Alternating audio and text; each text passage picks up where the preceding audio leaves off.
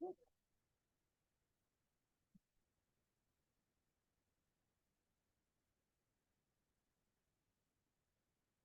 morning, distinguished ladies and gentlemen. Good morning. Good morning. It's wonderful to welcome you all here. Beautiful, beautiful country of Ethiopia. And it's lovely to be here in Addis Ababa. Can you just spend 30 seconds saying hi, maybe to somebody on your table whom you've never met before, or maybe whom you're meeting for the first time, or maybe round off that chat, because I know people are chatting already. Round it off. Say hello. Meet somebody new. Yeah.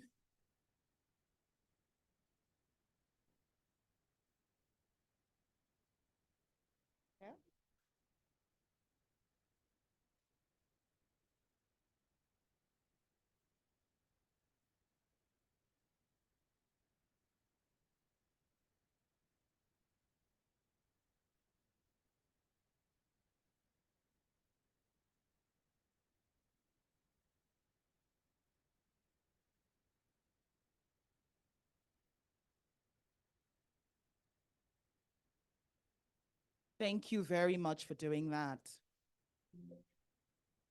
So, welcome and good morning, Your Excellencies, distinguished partners, guests, and co-collaborators on this journey to ensure that the African child has a solid foundation from which they can progress in life.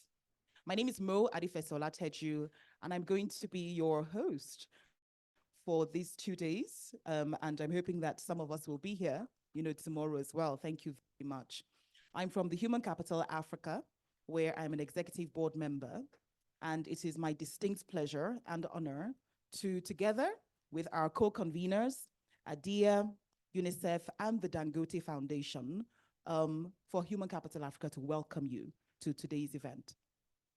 I think this is a monumental opportunity for us, for those of us that are committed to ensuring that children build the right foundations in education and can progress from those points, onward. I do have apologies from the Dangote Foundation. Zoira, who is the CEO of that foundation, was supposed to join us here today, but is unfortunately unable to. And some of us may have heard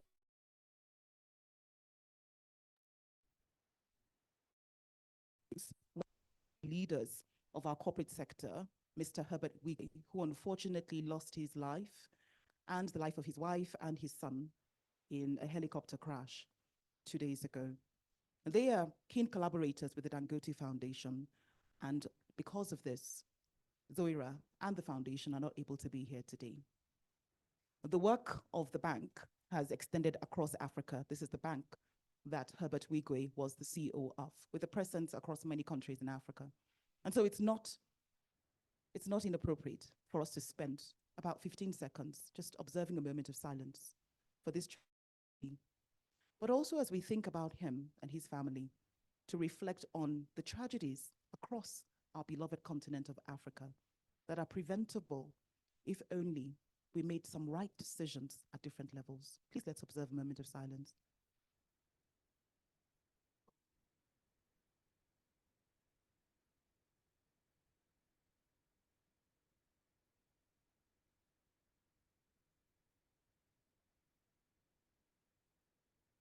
May the souls of the departed rest in peace.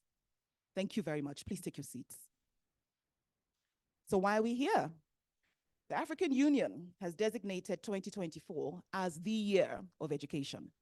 And so the theme that underpins our conversations throughout this year is Educate an African Fit for the 21st Century, building resilient education systems for increased access to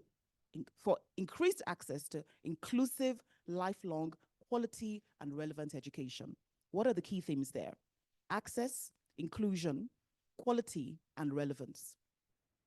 Now, the AU Year of Education is being launched later on this week at the AU Union, the AU Heads of Government Summit, which is holding also here in Addis Ababa from the 15th to the 19th of February.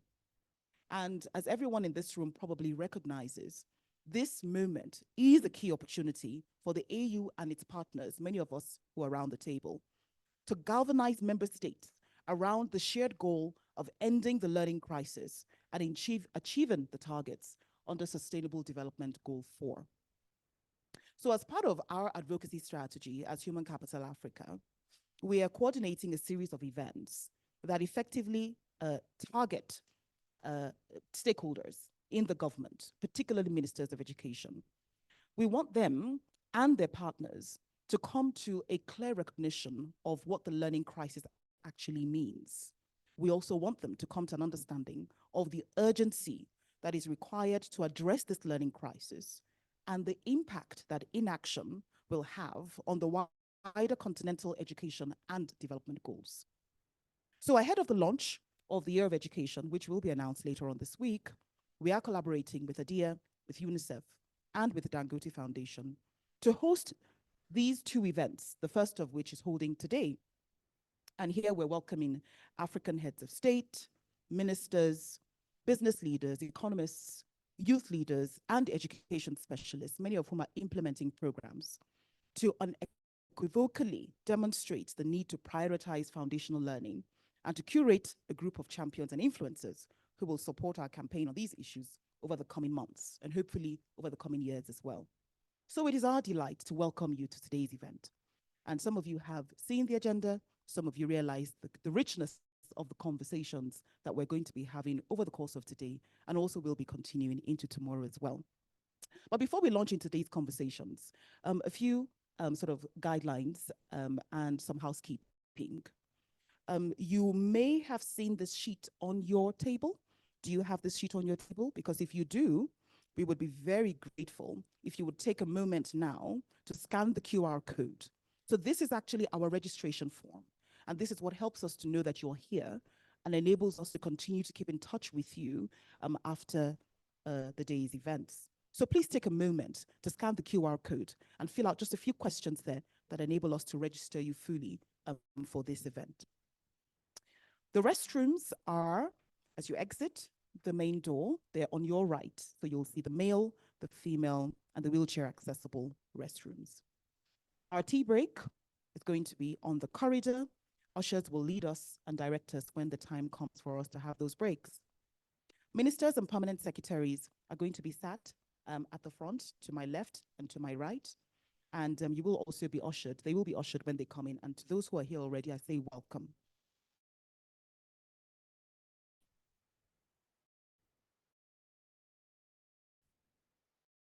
If you need any information at all, you would feel free. If you need information, if you need support, if you need anything at all, we are here to guide and to support that process. So please feel very free to let us know what it is that you might need. So to start us off on today's agenda, I'd like to welcome a member of the Human Capital Advisory Board, Mr. Erastus J.O. Mwencha, who's going to share with us his opening remarks. Mr. Mwencha, welcome. A round of applause for him as he comes to the stage. Thank you. Thank you very much.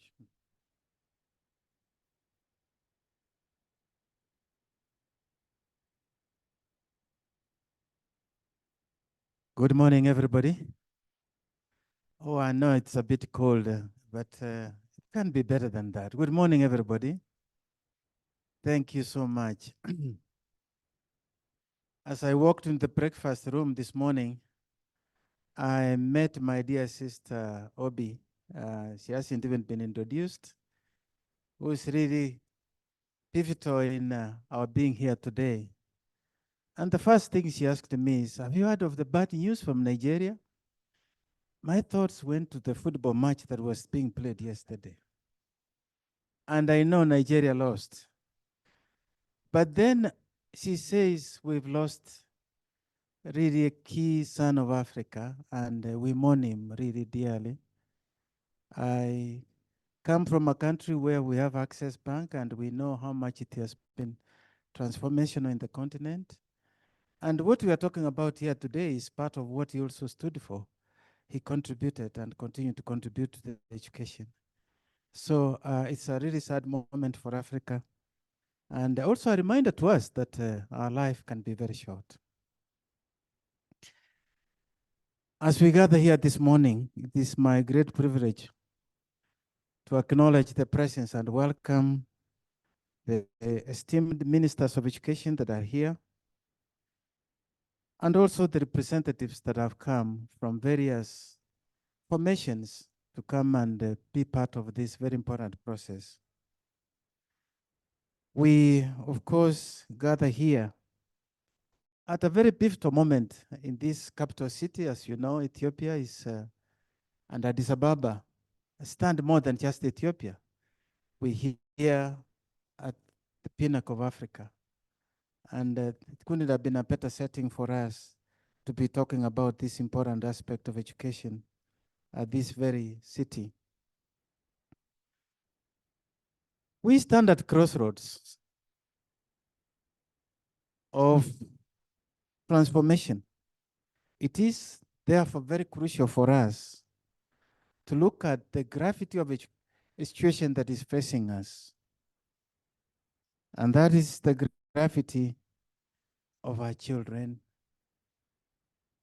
As my sister was standing here before, I said, looking at the 4 pillars you mentioned about. Today, we have an alarming number that out of 11 kids in Africa, 10 just can't read and understand simple comprehension. They may have access to education. They may be enrolled in school, but give them some simple arithmetic and something to read, they just can't do it. What does that mean? It means later on in life, it's so difficult for them to be able to adapt or assert themselves to be able to achieve their potential. But it means much more than that also.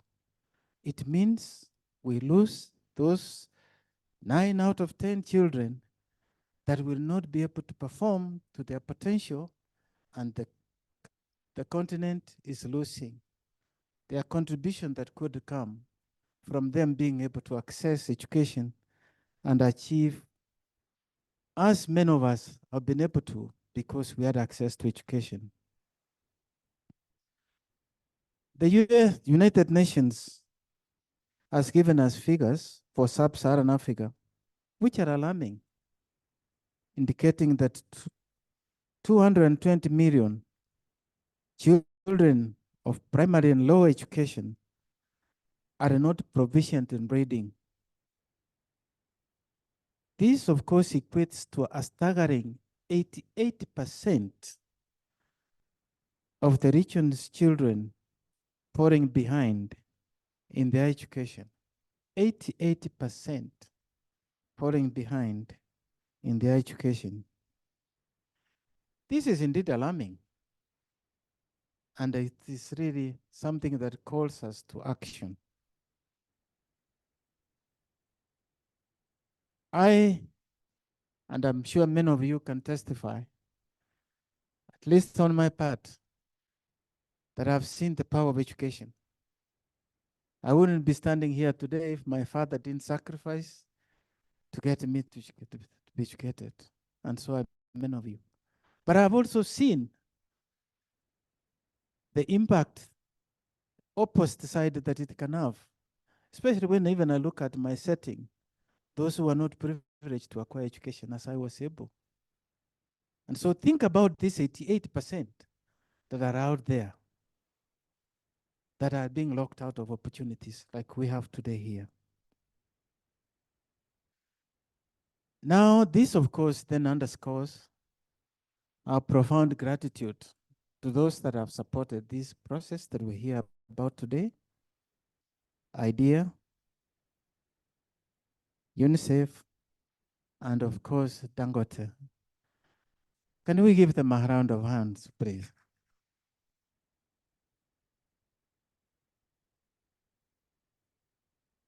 They have come to join us here that we can prepare for this important launch of Year of Education in Africa to support the efforts of our leaders, the ministers of education, but also their heads of state and government and the nation, nations as a whole, that we can confront this monster of lack of access of education of our children in the continent.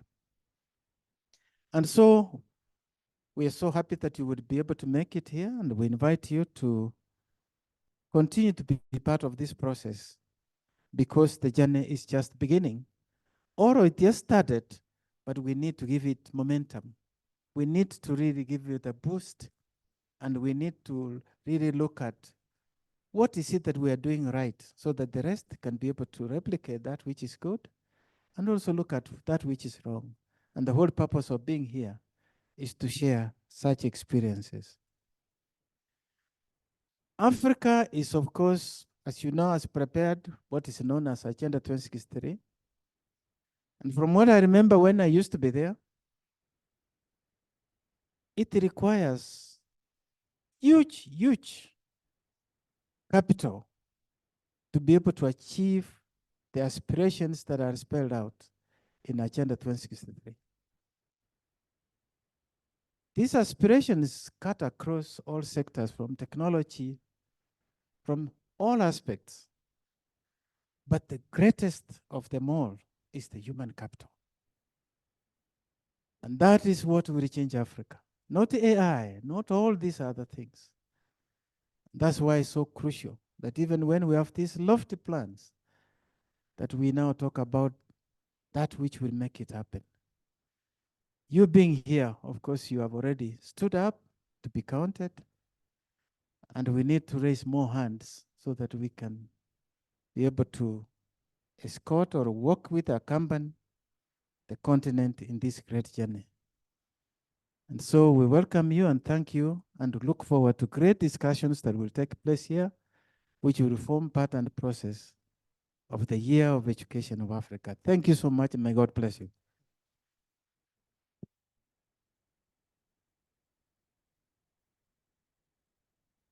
Thank you very much, Mr. Nwencha, for your opening remarks. It's now my distinct pleasure to invite two people that are deeply committed to the cause of education on the continent to present their own opening remarks on the importance of foundational learning in the future of the African continent, and also to set the tone, for today, to help us, deeply understand why we're here, and also give us some context as well. They have both been ministers in their respective countries, in Nigeria and in Rwanda. And it is my pleasure and my honor to introduce Dr. Obi Ezekwesili, who is the founder of Human Capital Africa and also the CEO, and Mr. Albert Nsengiyumva, who is the Executive Secretary of the Association for the Development of Education in Africa, ADEA, for their opening remarks. Dr. Obi and Albert, you're welcome. A round of applause for them, please.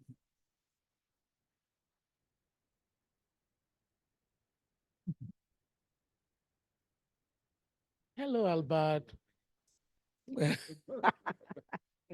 Hello, everyone. We're so delighted to have you in Addis Ababa. We especially welcome all our brothers and sisters, ministers, permanent secretaries, directors responsible for this critical aspect in education that we are all concerned about. You have the rest to welcome the other people? Yes, thank you. Let me start by, thank you, Dr. Obi. So let me first express my appreciation to our dear Dr. Obi and HCA as a whole for organizing this event. Let me start by saying this. We were expecting a side event right at the AU when heads of state are there. And unfortunately, it didn't actually work out. But the reason I'm actually appreciating it here is actually they took the leadership to coordinate this event prior to the summit, which I think is very important. We did not want to lose this opportunity. So thank you again for this. Thank you so much, Albert. And, we really want to welcome those of you that are friends of Africa. whether you're members of the coalition, UNICEF, Bill and Melinda Gates Foundation, the FCDO, who am I missing in that coalition now? The World Bank. World Bank. Could I forget them? Special secretary. Yeah, yeah. My former colleagues, I didn't do that. I think they're somewhere seated over there, but we welcome you all. And I particularly want to welcome the members of the advisory board of the Human Capital Africa, from our dear Mr. Erastus Nwencha, who is a former deputy chair of the Africa Union Commission, and our dear brother, Trevor Manuel. I'm a favorite of Trevor because Trevor ran one of the best economies on our continent as a Minister of Finance of South Africa when economic growth was normal in that country and my own country. And also dear Adama Gay, who was a spokesperson for the Economic Commission for West Africa in his time, and a frontline journalist on our continent. So we welcome all of you to today's event and tomorrow's event. And I think that, between us as partners, ADEA and HCA, one thing that is clear is we're not letting off on the energy that we picked up from the moment we gathered at the Trenel that ADEA convened in October 2022, was it? 2022. Yes. Yeah, October 2022. So yeah, there, many other journeys exactly. until we got to Lusaka. Lusaka, exactly. So when HCA came to us and shared the idea of having this event, my point was we met at the Transforming Education Summit in New York, even before, in Paris. We met in New York in September, was it 2022? We met at a triennial. Each of these events, we came up with commitments. We then met again in Lusaka. We came up with a ministerial communique, and I'm happy to see my chair being here was going to share a bit of the communique. So I told Dr. Obi, if we are meeting again, I think the most critical thing we need to be discussing is how do we operationalize those commitments? I think that's really the key thing. We need to come out from this with a clear understanding of where we are heading as partners, as countries. So it's a big challenge today. It's a big challenge. It is, but one that we surely are ready to take on, because truth be said, the continent must solve this problem for itself. Others can support us, but this is our problem to solve. And so the objective over the next 2 days is to galvanize the kind of movement that would compel our political leaders, who will later on gather in this city, to prioritize foundational learning, and to not just prioritize it by making statements of it is a priority, but that we would see the action in the things that the policymakers go on to do. And the things that the policymakers go on to do are things that most of you that are seated here today have been working on. And when we think of those solutions as solutions that work, and therefore solutions that can scale, there is no better place for us to achieve that than a gathering of the political leaders who hold the ace in terms of what the countries should be doing. That's a very good point. Last week, I was in Paris for the global conference on data education statistics. And I see, Benjamin, you're part of that. The question that I was asked was, say, how do we improve collaboration as partners? And one thing that came out of my mind, I said, there are two important things. One is to have a common vision and a common agenda. The second is to move away from fragmented interventions. That's really one of the challenges. One good thing that I'm looking at here is by living here, I need to have a sense of we as partners, how do we make sure that we address some of the issues that countries will come up with so that we see ways of improving coordinations and collaborations as we move to a single country. The second is how do we increase the understanding of sustainability? Because this is a very important. I think it's time to move from projects level into system level. And this is something that I hope will come out of the discussion today. So on point, because when you think of other problems that the world joined together to solve, a key thing has normally been that you demonstrate that an issue is a priority to you by the nature of resources and investment that you make into it. And in this particular case of our campaign for foundational learning, we've kept saying that just simply saying education is important is not enough for our continent. It is important that that focus by ensuring that the data that speaks to what is wrong with the foundation would guide the allocation of resources to the problem. This is so critical. This is the kind of message we want the leaders to understand, because often we see this conversation that is so highfalutin and it is so way disconnected from the foundational crisis that the continent must fix.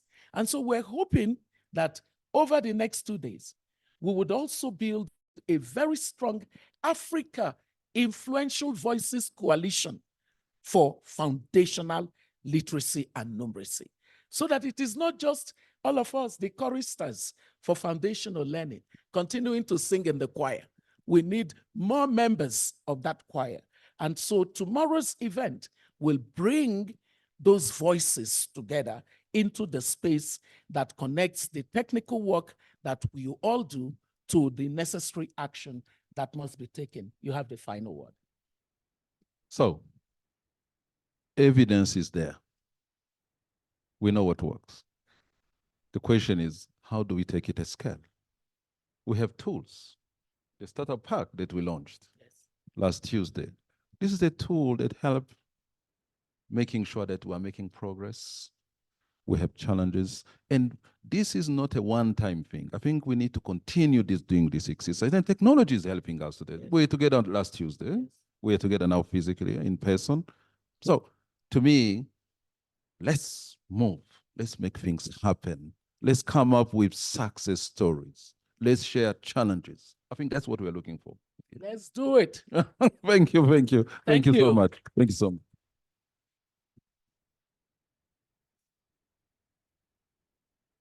Thank you so much for that, Dr. Obi. Thank you, Albert. We deeply appreciate you setting the context for the day. So indeed, let's do it. Let's make it happen. I'd now like to welcome for opening remarks from one of our co-conveners, UNICEF, Mr. Jefte Mfano, who is going to represent Dr. Laila Omagad. And he is the Deputy UNICEF Representative to the Liaison Office of the AU and the Economic Commission of Africa. Mr. Jefte, you're welcome.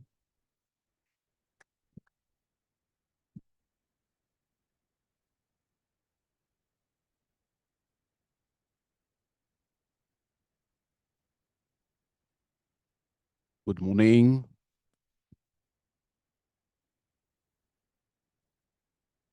I'm not sure. Is it working?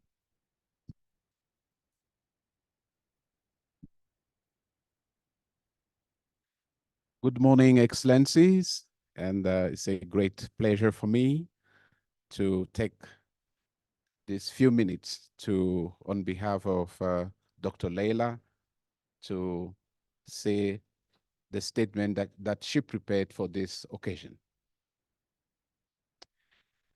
On behalf of UNICEF, allow me, Your Excellency, honorable ministers and esteemed organizers, to express our gratitude for the opportunity to provide opening remarks for this roundtable on foundational learning. This is indeed a special event to kickstart the year of education. In the past 2 decades, many countries in Africa have achieved significant progress in terms of enrolling more children to school. Yet, much remains to be done to accelerate results towards Sustainable Development Goal 4 and achieve inclusive and equitable quality education for all by 2030. Today, more than 1 in 4 school-age children are still out of school on the continent, with the out-of-school population in sub-Saharan Africa having increased by 12 million during the last decade. In addition, the majority of the children and adolescents who go to school are not acquiring the minimal proficiencies in reading and mathematics. The situation is particularly dire in sub-Saharan Africa, where, and we heard it from Dr. Joyce Banda this morning, that 1 in 10 children are unable to read and understand a simple sentence by age of 10. COVID-19 and measures to contain the disease have disrupted education for millions of children, further straining the sector and threatening to undo years of progress. During school years caused by the pandemic, students in lower resource settings were excluded from continuous learning opportunities due to low accessibility to the internet, TV, and radio, exacerbating the existing digital divide and education inequalities. Moreover, gender inequalities places girls at higher risk of being out of school. Girls who are not attending school face higher risk of violence, abuse, child labor, child marriage, teenage pregnancy, poor health and nutrition outcomes, and mental distress. Although the full impact of the pandemic is yet to be measured, model estimates show an increased risk of child marriage beginning in 2020, offsetting the declining trend that had been previously recorded. In 2022, an estimated 12 million girls became child brides, of which nearly 4 million were from sub-Saharan Africa. It is therefore urgent that African countries make sustainable investment in education, which is the fundamental right for all children, and support children and young people lifelong learning, and also improves a nation's prosperity. Your Excellencies, since the Transforming Education Summit held in 2022, the high-level side event equally held in 2022 on transforming education in Africa, African decision makers are taking the lead in triggering the continental movement to galvanize action to transform education system in Africa. Several governments and education stakeholders across the continent have endorsed the commitment to action on foundational learning. One of 7 global initiatives from the tests to ensure that all children, including the most marginalized, develop foundational learning to realize their full potential and participate in society. This week, the African Union will declare 2024 as Year of Education under the theme, Educate an Africa Fit for the 21st Century, building resilient education system for increased access to inclusive, lifelong, quality and relevant learning in Africa. 2024 will therefore be an important year for the continent to turn commitment for quality education into concrete actions, to equip children with the foundational learning and socio-emotional skills that they need to develop and thrive. To conclude, I would like to challenge us all to remember when we were children attending school. Let us imagine if we had difficulties learning simple words and calculation. Would we have stayed in school and completed education? Then, would we have been able to reach where we are today? Let us reflect and exchange on how we can bring the joy of learning to as many children in Africa through this unique roundtable. I wish everyone a productive 2 days of reflection. I thank you.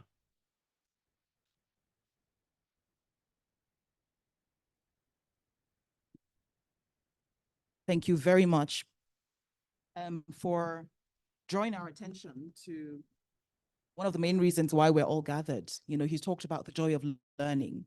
And I think that that's always important to remember. It's not just about building the skills, but it's also about making sure that children become joyful learners. And then that way they want to continue to learn. So thank you very much for that, Mr. Mfono. I'd also like to spend a moment to recognize and to welcome participants who are joining us online. There's quite vibrant participation from online delegates, so you're all welcome to this event.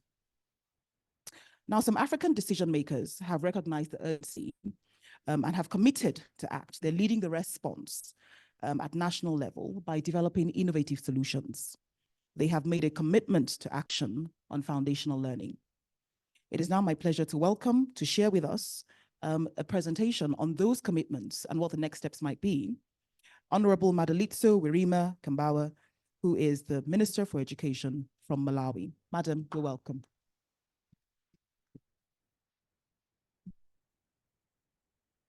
Thank you very much.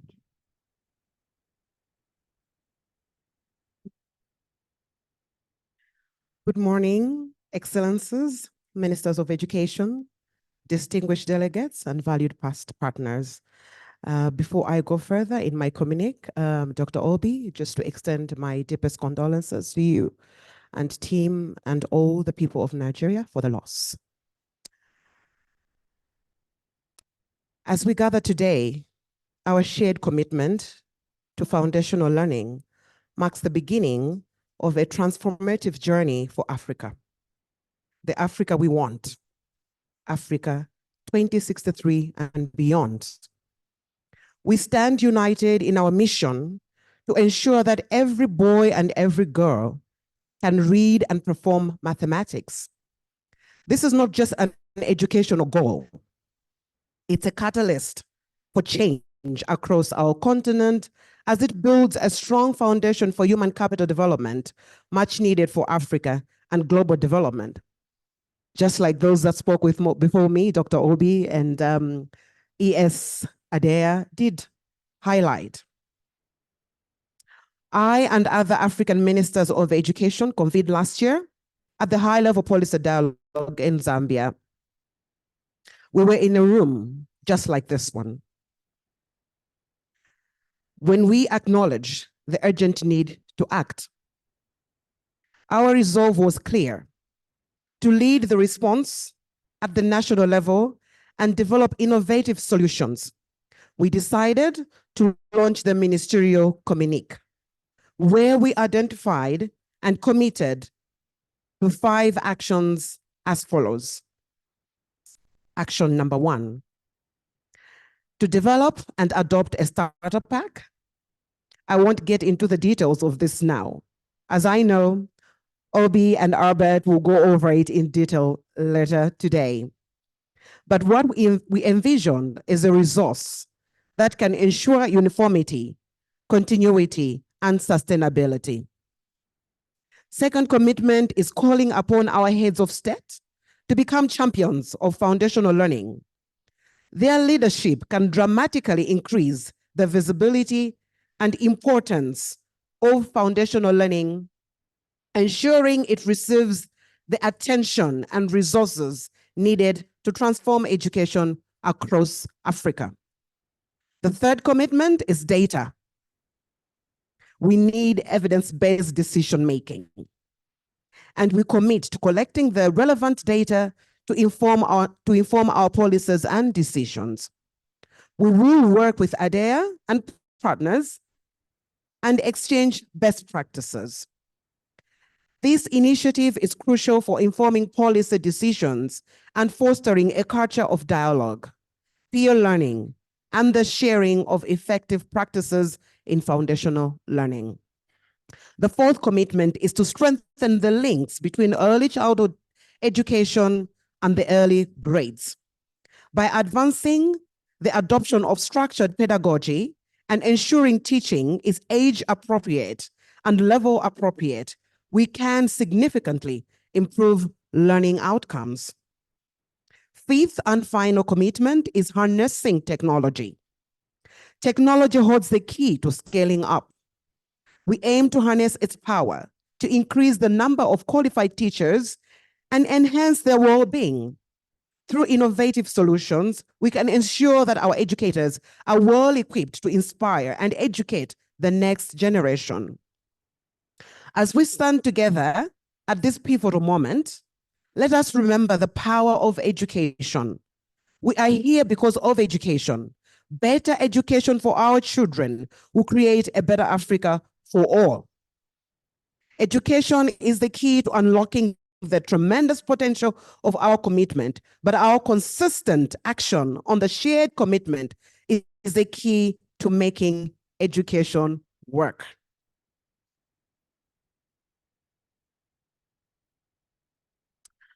As I conclude, let us move forward with a renewed sense of purpose, dedication, and collaboration.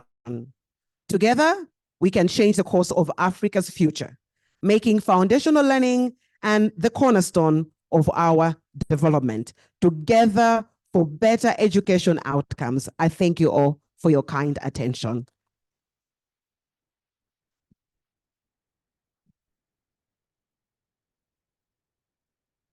Thank you so much, Madam.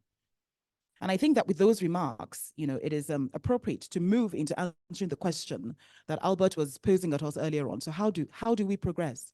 It's one thing to make a commitment. It's another thing to make some progress, on those commitments.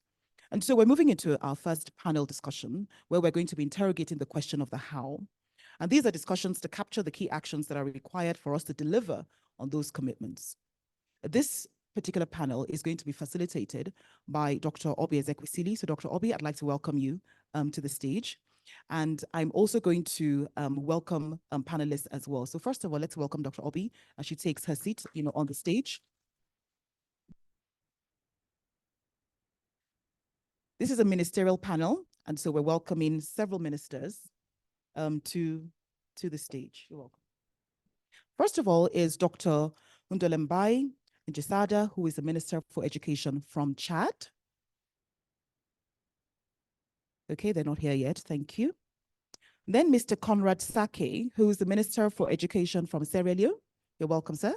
A round of applause for him.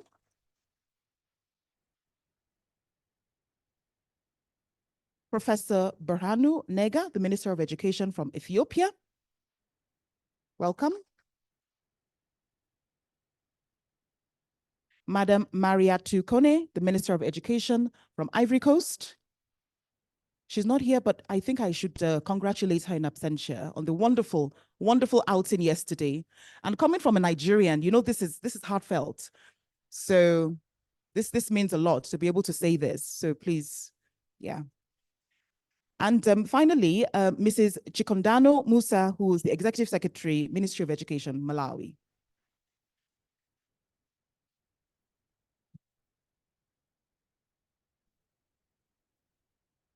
And we have one more participant, two more participants. You're welcome, ma'am. Dr. Mrs. K.O. Adiriye, who is the Commissioner for Education in Ekiti State, which is in the southwest of Nigeria. You're welcome, Doctor.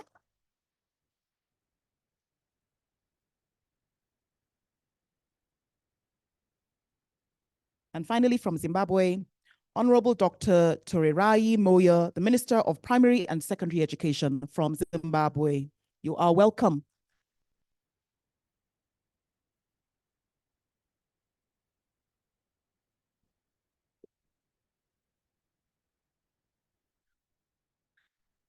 Okay.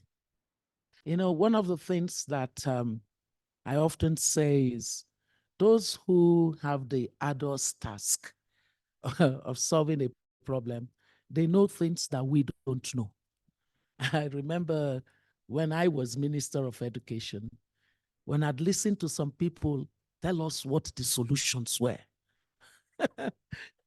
I just quietly listened to them so that I would not be triggered, because they would think they are telling you the things that you must do, not realizing that in a number of the cases, you're actually doing those things, but you're dealing with a political climate and environment that can be pushing back on you. So I think that the first thing we should do is to clap for these implementers, to get them to feel that they are in an environment where it is entirely okay for them to just relax and have a conversation, because that's what we plan on having today. So I would go on the first round by just asking our ministers and permanent secretaries to take 2 minutes to just first commence this conversation from the perspective of the communique that was agreed in Lusaka, and what out of that communique you have really focused on thus far as a way of starting the conversation. So 2 minutes for just that intro, and then we would go into the conversation proper. Distinguished ministers and esteemed colleagues, indeed privileged to be here today, and it's a great honor. Certainly as we're on this dawn of African Union's Year of Education. In terms of the communique, I was part of the group of ministers who worked on that communique in the last meeting. We wholeheartedly endorse it. And on the ground, we have started to implement most of what the communique highlighted. I don't know whether I'm going to have an opportunity to go into fine detail. So I don't know whether I should start now or I'll come back. I think it is enough for us that you said you have started implementing, because the next round is when you get the opportunity to then begin to tell us. Because we want to make sure that, in fact, from Lusaka to now, we've actually seen, as my dear Albert said, the action necessary for moving from statement to getting things done. So my first round is really to tie our summit in Lusaka to the work that you've done since Lusaka and the presentation that we are now all doing at this event. Madam Pamsek. Thank you, moderator. Your Excellencies, Honorable Ministers, you can rest be assured with my minister's chair, there's no other way but to implement what ministers agreed in Lusaka. The communique that Honorable Minister has read with the 5 points that you agreed upon, the minister is ensuring that as Malawi, we are implementing. Thank you. Thank you very much. Let me say something before you come on.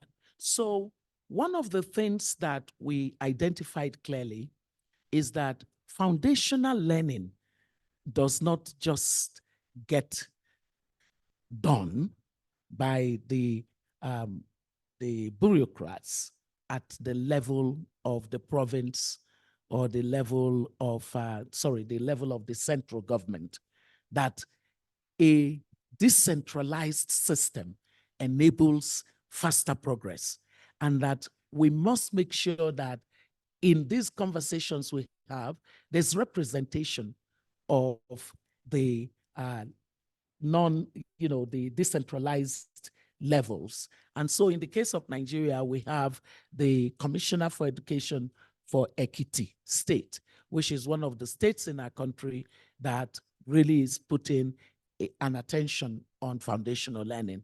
And so we're so delighted to have you. So please say something. Thank you very much.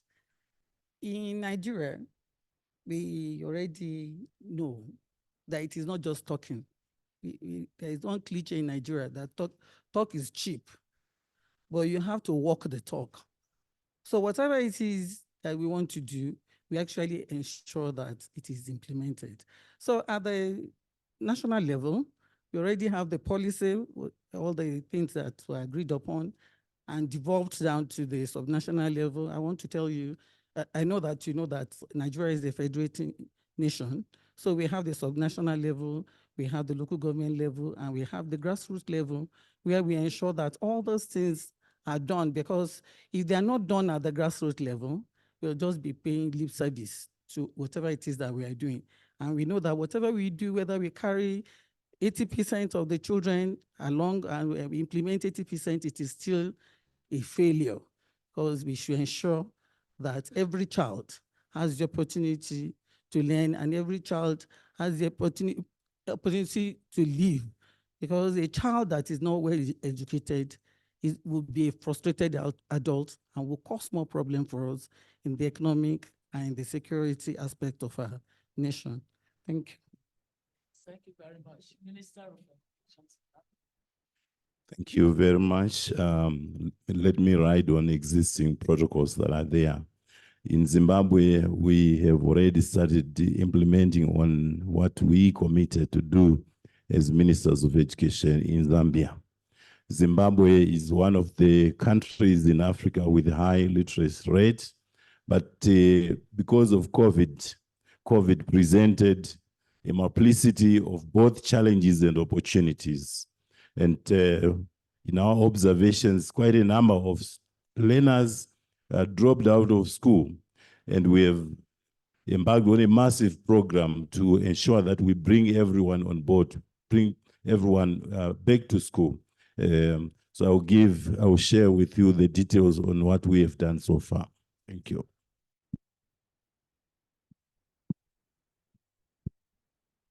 So I wanted this intro as a way of settling us into the conversation.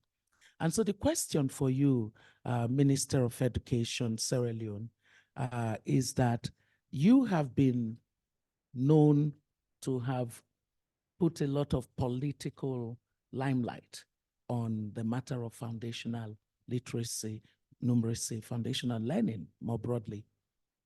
Now we are having this summit at the AU. It's a welcome declaration, right? How do you think that all of the commitments that have been made during the Transforming Education Summit, during the ADEA high-level discussions that we had in Lusaka, how do we now ensure that in the hall, when the heads of government, presidents, prime ministers, have that conversation, that what we're hearing from them is not something that is so way off the mark of these commitments. What do you think we should be doing to achieve that level of impact during their summit? Well, I think in a sense, from my perspective, I would start off by saying that because we have been in the forefront of this, it would be about sharing our best practices and making sure that our head of state shares these practices with other heads of state. So permit me to just give you, share some insight from the Sierra Leone's experience, shedding some light onto how we have collectively translate commitments made at Transforming Education Summit, the ADEA high-level policy dialogue into tangible outcomes. I think firstly, you have securing high-level buy-in is paramount. Education must feature prominently on the political agenda of African nations. Sierra Leone is unwavering in its commitment to overhauling foundational learning. This commitment is exemplified by President Bio, who has publicly pledged to halve the rate of learning poverty by 2030. His word being his bond, the government has allocated an unprecedented 22% of our meager budget into education.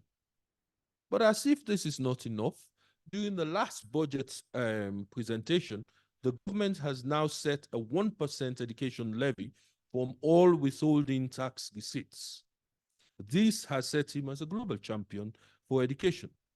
As a ministry, we have translated this commitment into policy documents like the Education Sector Plan of 2022-2026, and we also now have a Zero Learning Poverty Action Plan. Secondly, I think effective partnerships are essential to provide positive learning outcomes. The scale of the challenges to narrow education gap cannot be met by governments alone, and I think you alluded to that in your opening statement. Ministries of education have a critical role in coordinating partners to ensure that efforts are aligned and with government strategies and targets, and to avoid duplication between partners. And I think just looking around this room, you will see that we are made up of all sorts of people, a coalition of people. And I think that is something that we should take to that summit. Now, in the case of the government of Sierra Leone, we have entered into a series of important partnerships to accelerate progress, including with UNICEF, the Global Partnership for Education, the World Bank, Education Outcome Funds, Foreign Commonwealth and Development Office, Education Above All, Lego Foundation, and a range of other funders and implementing partners. The maximum impact of each partnership, to maximize the impact of each partnership, the government has already agreed on a partnership compact to define its path towards transforming the education sector. The importance of coordination cannot be stressed enough in our efforts to deliver the necessary commitments. To this end, as Minister of Education, I have directed my staff and other partners to develop a roadmap to guide system strengthening efforts from 2023 to 2027. A roadmap is aimed at ensuring that all interventions on foundational learning in Sierra Leone converge around a unified approach that maximizes the impact of each intervention.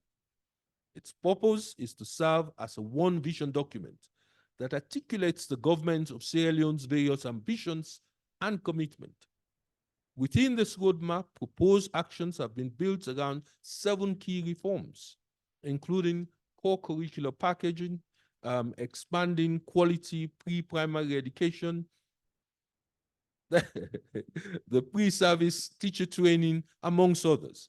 This sets a very clear pathway to guide the ministry and its partners towards impactful implementation of our educational results. So just going through those 7 reforms, they reflect, they communicate that we signed. I know my time is out, yes. So I'll hand over to the next person. Your time is out, but you're not let off. The reason being that I asked you the question, what shall we do to impact what would be happening at the summit of the heads of state. I think that one of the critical things that could have come from the way you answer the question, showing clearly a political and technical level engagement in solving this problem, a clarity of actions that would solve the problem. I wanted you to tell us what President Bio will do on the phone with his colleagues before they enter the room at the summit. We're talking of ensuring that it is not just a Sierra Leone being able to rattle out a number of things they are doing, but that when they leave the summit, the year of education would not have ended in their minds. We came to Addis, we talked about education, and it is done. We know that's not so. So what would a politically engaged president be doing with his colleagues, even ahead of their arriving the summit? Thank you very much. As you are aware, President Bio was very, very instrumental in the Transforming Educational Summit and chaired most of the important engagements with the Secretary General of the United Nations. He has continued to be a champion for foundational learning in Africa. So that work is already being done.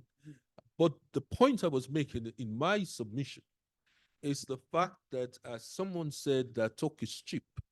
The implementation is actually the meager incomes that we have. We have dedicated 22%, but we've added more to it because we know that the challenge is enormous. This is leading by example. And I think there is no better way of doing this. It's not about talk, it is about action. Excellent. Thank you. So both of us have now come together, Minister. What we've come together on is that we need President Bio to go further, even before. That's the message our convening is giving to you.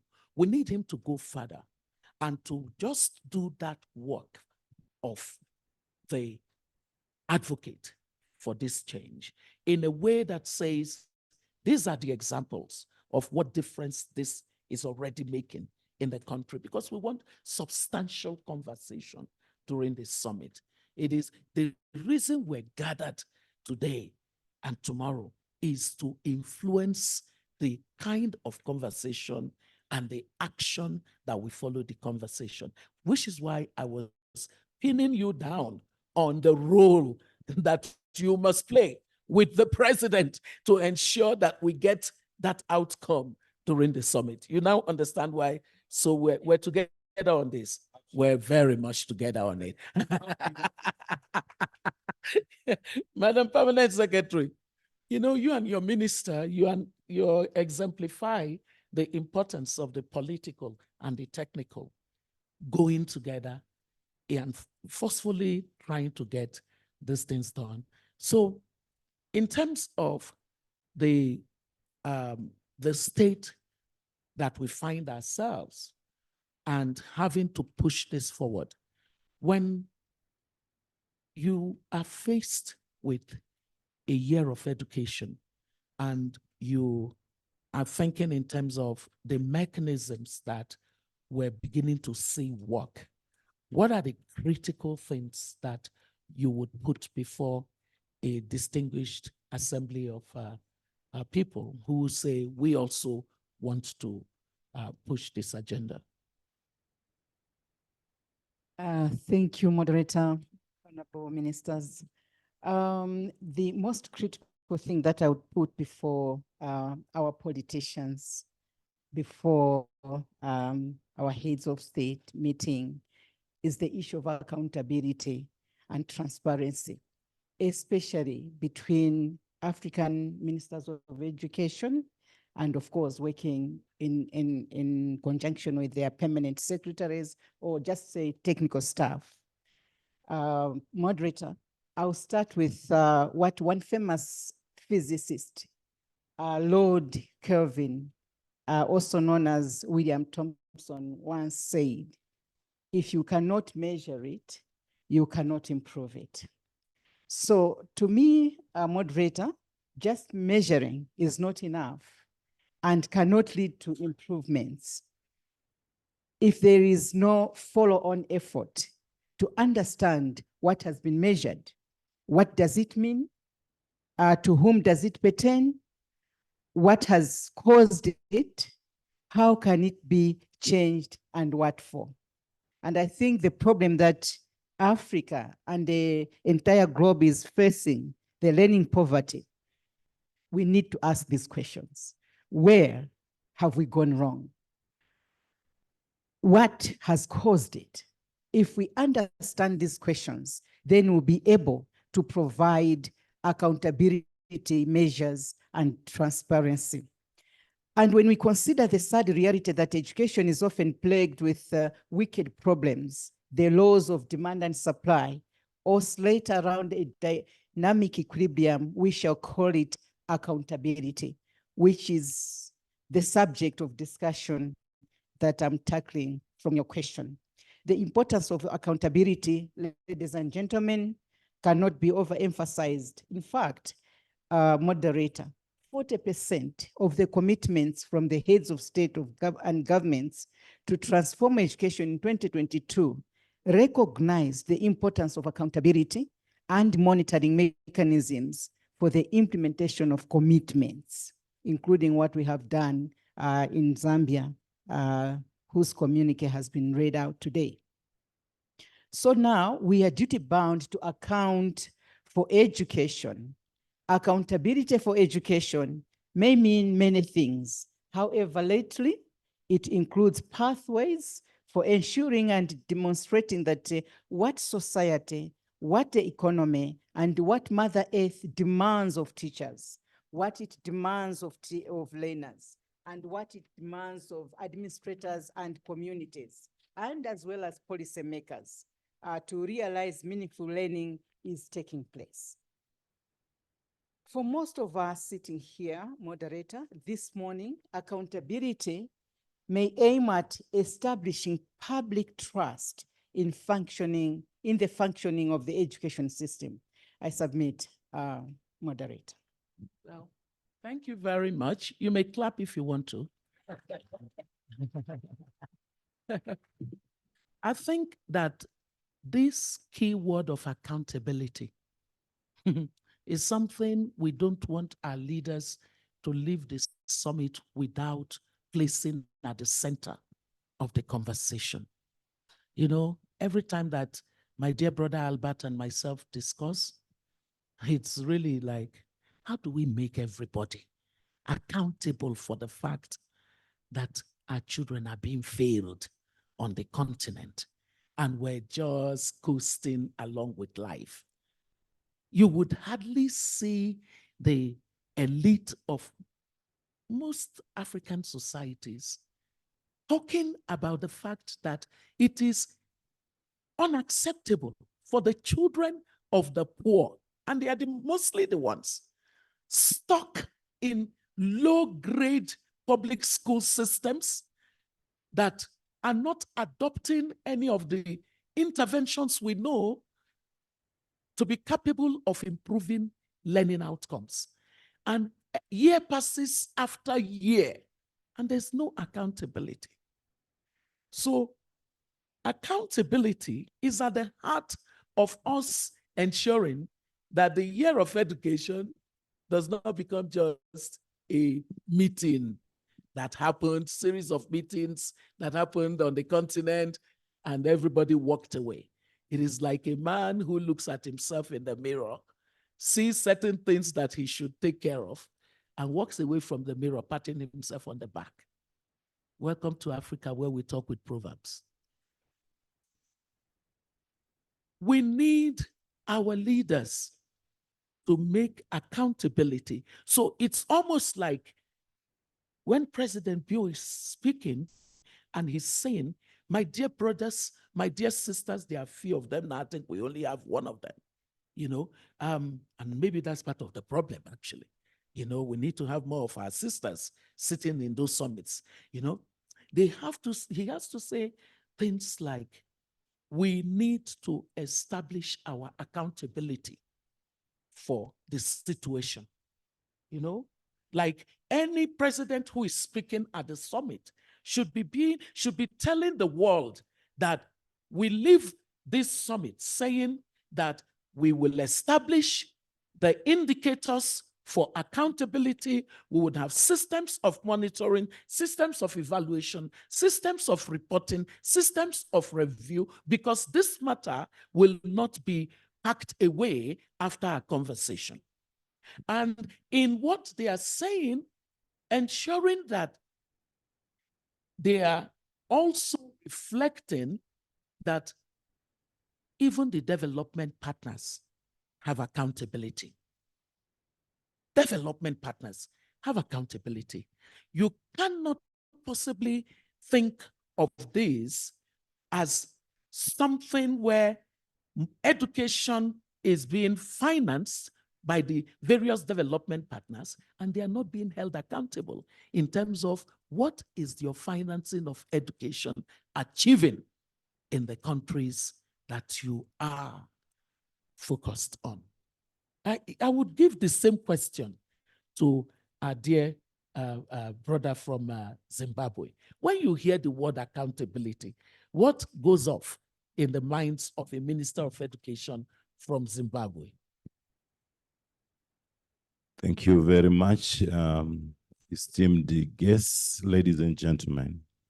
The word accountability, it means political leaders, especially ministers, our president will be accountable to the people.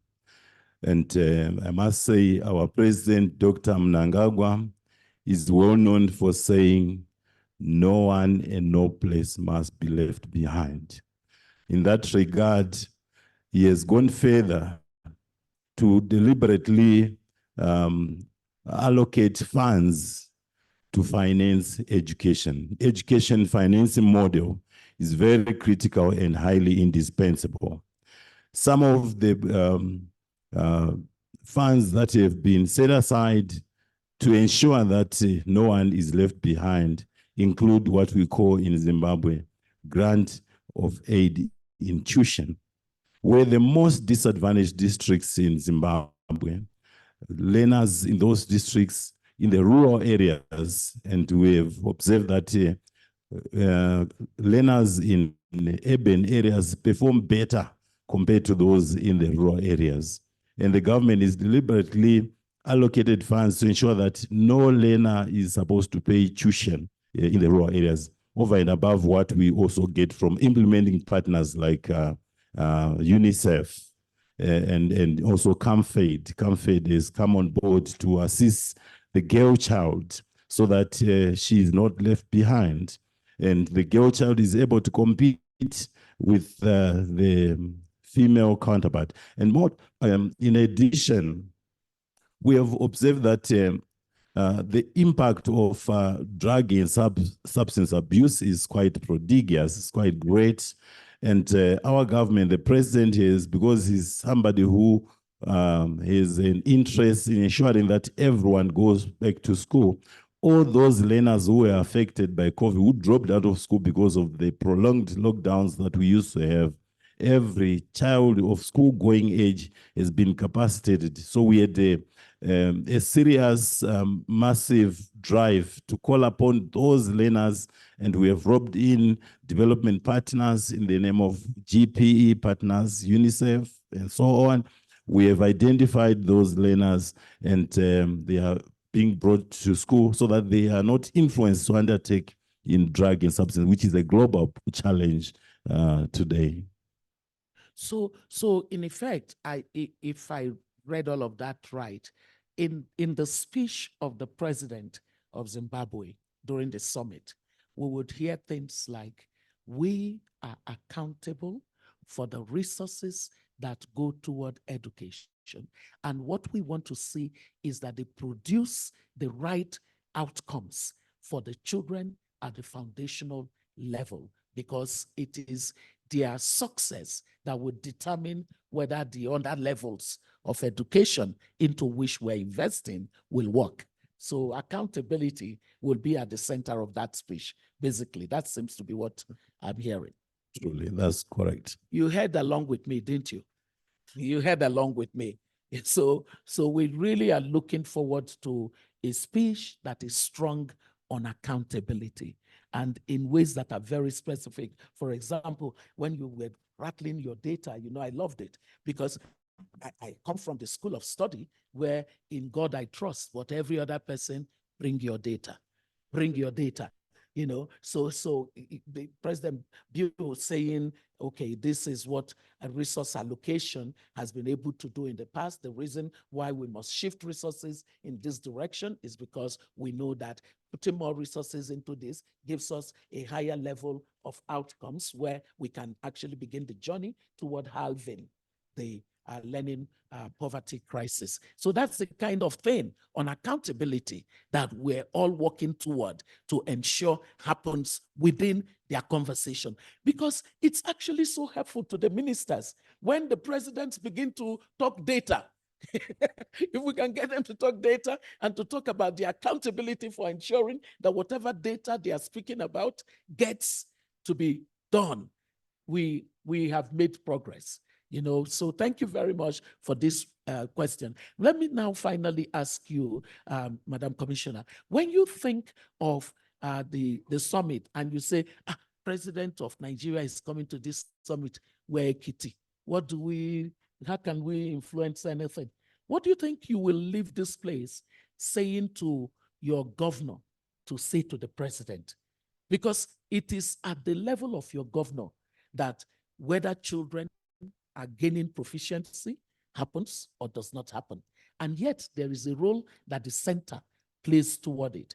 And from what we're saying, we want to see more collaboration across the continent so that we continue to keep a focus on this matter as a continent-wide issue. What would you say to the governor to tell Mr. President before he arrives at the summit? Thank you very much. We all know that these problems are both local and regional. So I want him to reiterate the fact that though there are local problems, they are also regional because people migrate and they move around. Then it doesn't mean that the person must be an indigene of your place before the problem impacts on you. So I'll be expecting him to remind His Excellency, because I know that he knows because he's a very intelligent person, knows that except we collaborate, we will not achieve more. And we will not achieve much, and we will not achieve more because we've been achieving some things.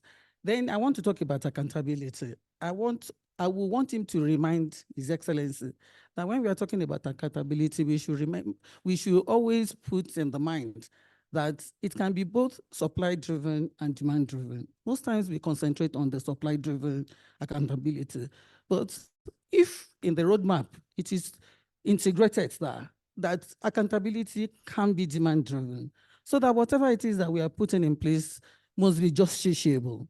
I'm glad you are the Minister of Education during the UBE Act, very beautiful act.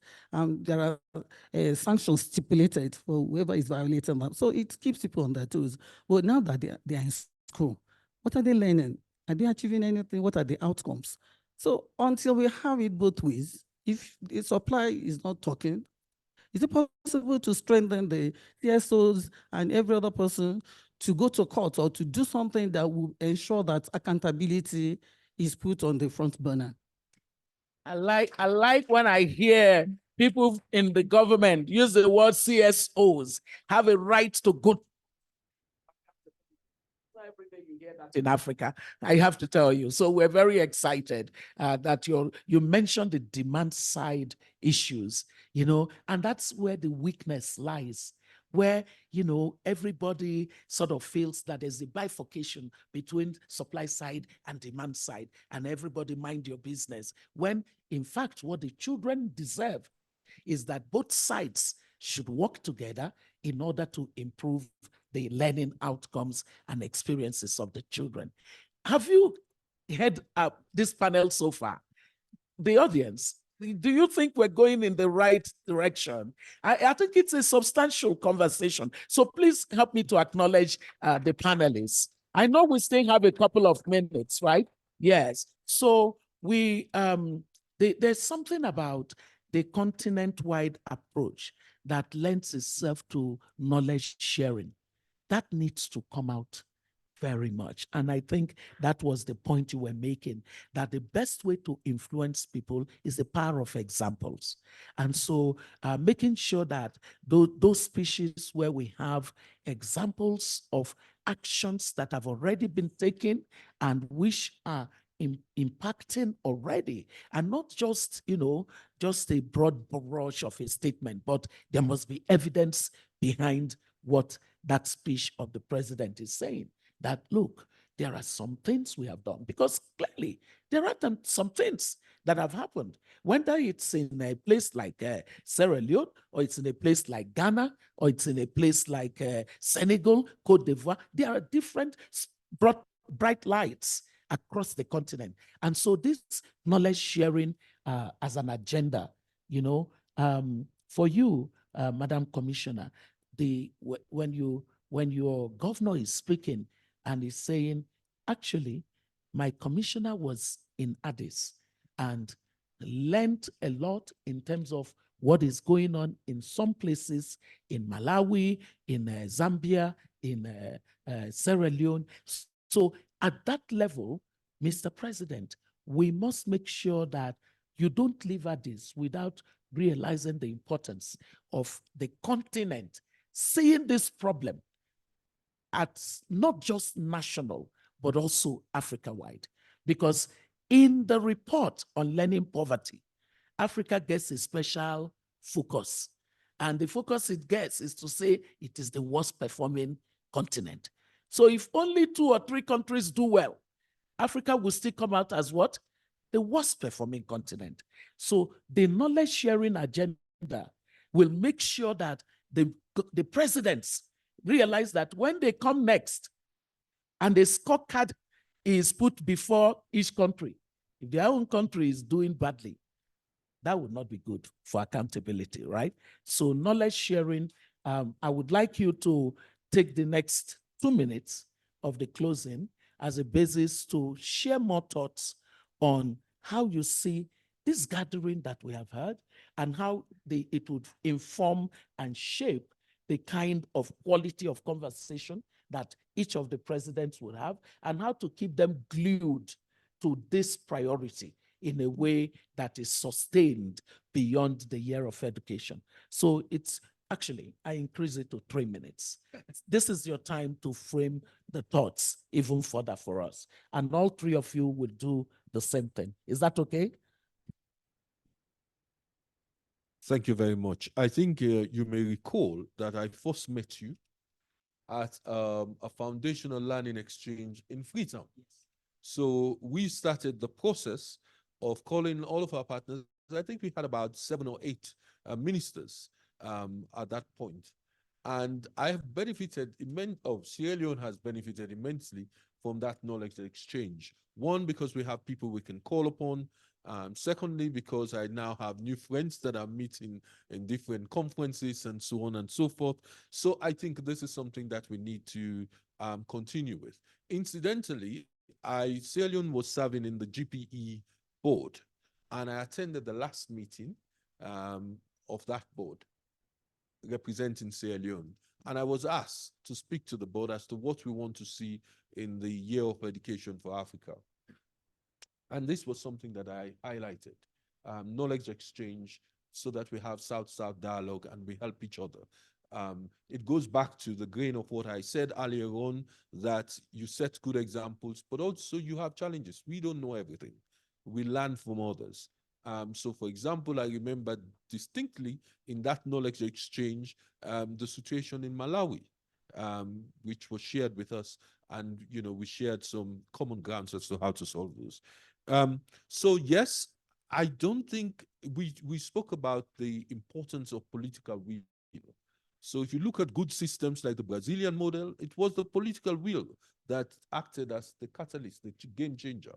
So I really would like to influence and advocate that my president makes that move to bring other African leaders together outside of the summit, to look at how they can share best practices and some of the challenges that we all have, and whether we can pool resources together to solve some of those things, rather than individually countries are trying to solve the problems. When we pool our resources, we'll have maximum benefits. Thank you. Thank you very much. Can I beg the audience to now get the culture of clapping for my panelists when they have shared knowledge with us? Madam Pamsek, quickly. Thank you, Honorable Minister. Since we are fighting a common monster of an enemy in the name of high learning poverty, we need to strategize together. We need to intensify communication among our ministers responsible for education and training, but also so that our pooled intelligence lead to wise investments in tools and approaches that give us the edge over this grand challenge of a lifetime, lest we get condemned by posterity that we failed to embrace the golden opportunity of global village facilitated by technology that is at our fingertips and platforms like the ADEA and the Human Capital Africa. I therefore propose that we establish common data collection systems that are more robust and allow for adaptation of teaching and learning for timely improvements starting at the grassroots level in the classroom. Honorable moderator, ladies and gentlemen, we can do all this and do it well. When we focus on the evidence and context, when a proper and working accountability system is laid to operate, data will abound, trends will emerge, and pathways for significant change drawn, which if we deliberate upon with righteous minds, will lead into the necessary course of action for a meaningful education. Thank you very much. Thank you. Madam Commissioner. Thank you very much. Apart from the adequate and sustained campaign, sensitization campaign across countries, I want the heads of states to support that, to ensure that everybody understands what we are talking about. Everybody understands. Somebody was speaking earlier, was talking about the urgency, that everybody must understand the urgency and what will happen if we don't address these matters. So we should, I'll be expecting them to talk about regional peer review, exchange programs, staff exchange, because most times we work in silos. We have a policy, we adopt the policy, we go back to our places, we work in silos and we need help. We don't even know. There are some things that are obvious to us, but there are some things that we take for granted, except somebody from somewhere else comes. You will not even know because you are already used to that problem. So it is taken for granted. So I want the heads of states to maybe establish and facilitate regional exchange programs and peer review programs. Thank you very much. It's probably lower because she's from a subnational.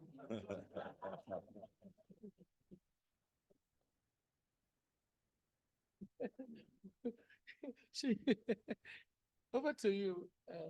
Thank you very much. I think we need to continue to engage and collaborate as ministers, as civil society organizations, and our trust must focus on education financing model. When we talk of Year of African Education, we have to consider the willingness by our leaders to extensively support the education financing. And the best model is for our governments to provide basic state-funded education. That's the best, that's the ideal financing model. And I'm sure we want to call upon our heads of state and government as champions to provide resources which will go towards provision of state-funded education, because if that is not given, it means the most disadvantaged in our society, learners coming from most deprived families, poor families, it means they will not have access to education, and they will not benefit, they will not have access to education, and that will be a big disadvantage. So that's the model which I want to proffer is a solution to challenges on the continent. Thank you. Thank you. Thank you.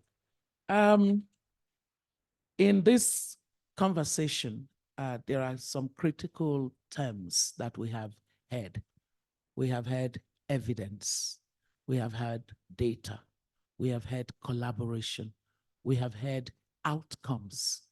We have had trends, pathways. We have had resources according to priorities. We have had, most sweet to my heart, accountability, monitoring, being able to use the trends that the data collection and analysis are showing us to make things happen differently.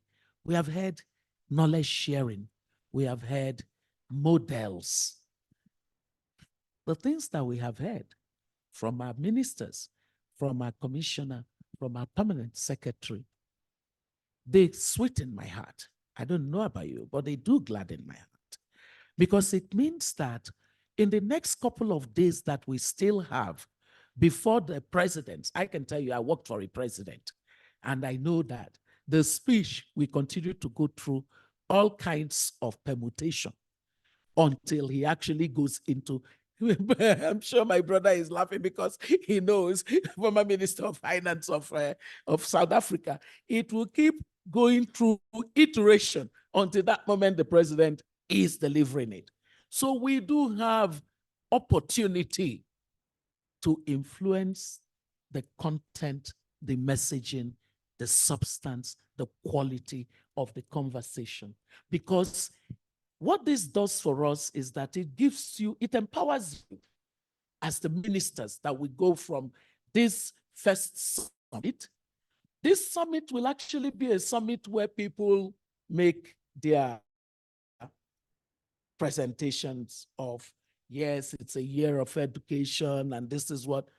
Then they would ask the secretariat to go and do some work on the basis of which it would now come back 6 months from now or thereabouts in July or June. I no longer quite understand the calendar, you know. But when they come back, that's when you now begin to see the recommendations for what should happen at country level and held together through certain agreements by the heads of state to keep them centralized as a continent that is solving the problem together. So we have opportunity. And I want us to end on the note that this opportunity we have now, we must not waste it. It is part of why we, in Lusaka, we agreed the idea of the guidance note, the idea of the starter pack, because that way, our year of education will not be just a ceremony. The children in the school system don't need more ceremonies. They need interventions that are backed by all the political strength that our leaders have, interventions that the policy makers that work with our political leaders will implement with sincerity, and then the outcomes that they begin to generate. So on this note, I want you to again clap for my panelists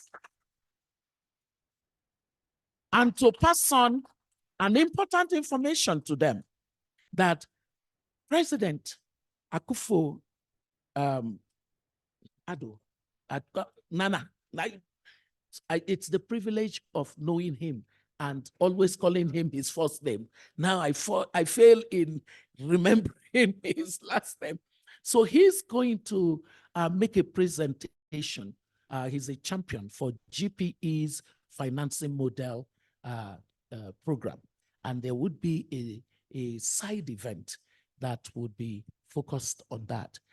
We would need you to please help ensure that when your ministers are speaking at this event, they are really putting the priority of foundational learning in that whole financing model. Because the greatest tragedy is this scattering of resources across all kinds of priorities in education. And then it ends up not gathering moss. Because after all, a rolling stone gathers no moss. We don't want any rolling stones at this summit this year. I thank you all very much for the opportunity of our conversation. Okay.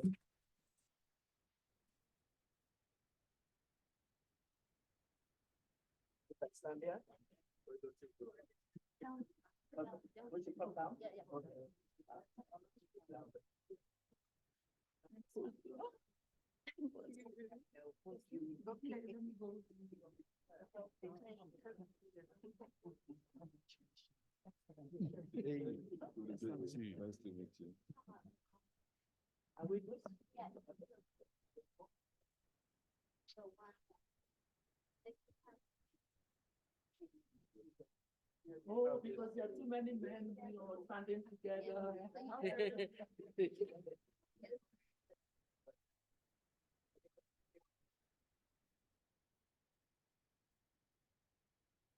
Thank you so much. I think that was a wonderful panel, and it feels like they do deserve another round of applause. Wonderful commitments made, and I think it feels like we're moving in the right direction, ahead of the AU summit, doesn't it? So that's absolutely wonderful. Thank you so much, Dr. Obi, for moderating that panel excellently. Thank you so much to our ministers. We appreciate the time and the contribution. Okay, thank you so much. So we've heard a lot, and I think one of the underlying themes that we're hearing is really around accountability in the system.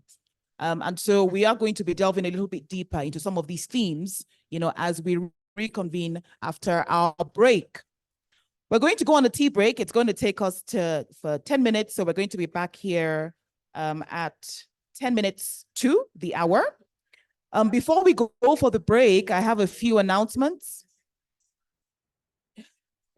I have a few announcements to share before we go for the break. Please do engage on social media. Some of these conversations are important for other people to hear. There are dozens of people online, and there are a lot of people who are also, on Twitter, on LinkedIn, who are following the conversation via our hashtag. And so that hashtag is HCA. Maybe we can put it up. HCA Summit for Africa, where the 4 is number 4. So HCA Summit for Action. HCA Summit for Action, where the 4 is a number 4. As we go for our breaks, you're going to see 3 stations outside that have this on the top of them. They say Human Capital Snack Station. Please feel free to utilize any of the 3 stations that have this label.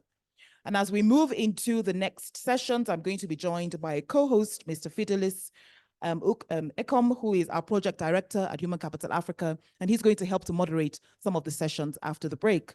So please do take 10 minutes and see you back here at 10 minutes to the hour. Thank you.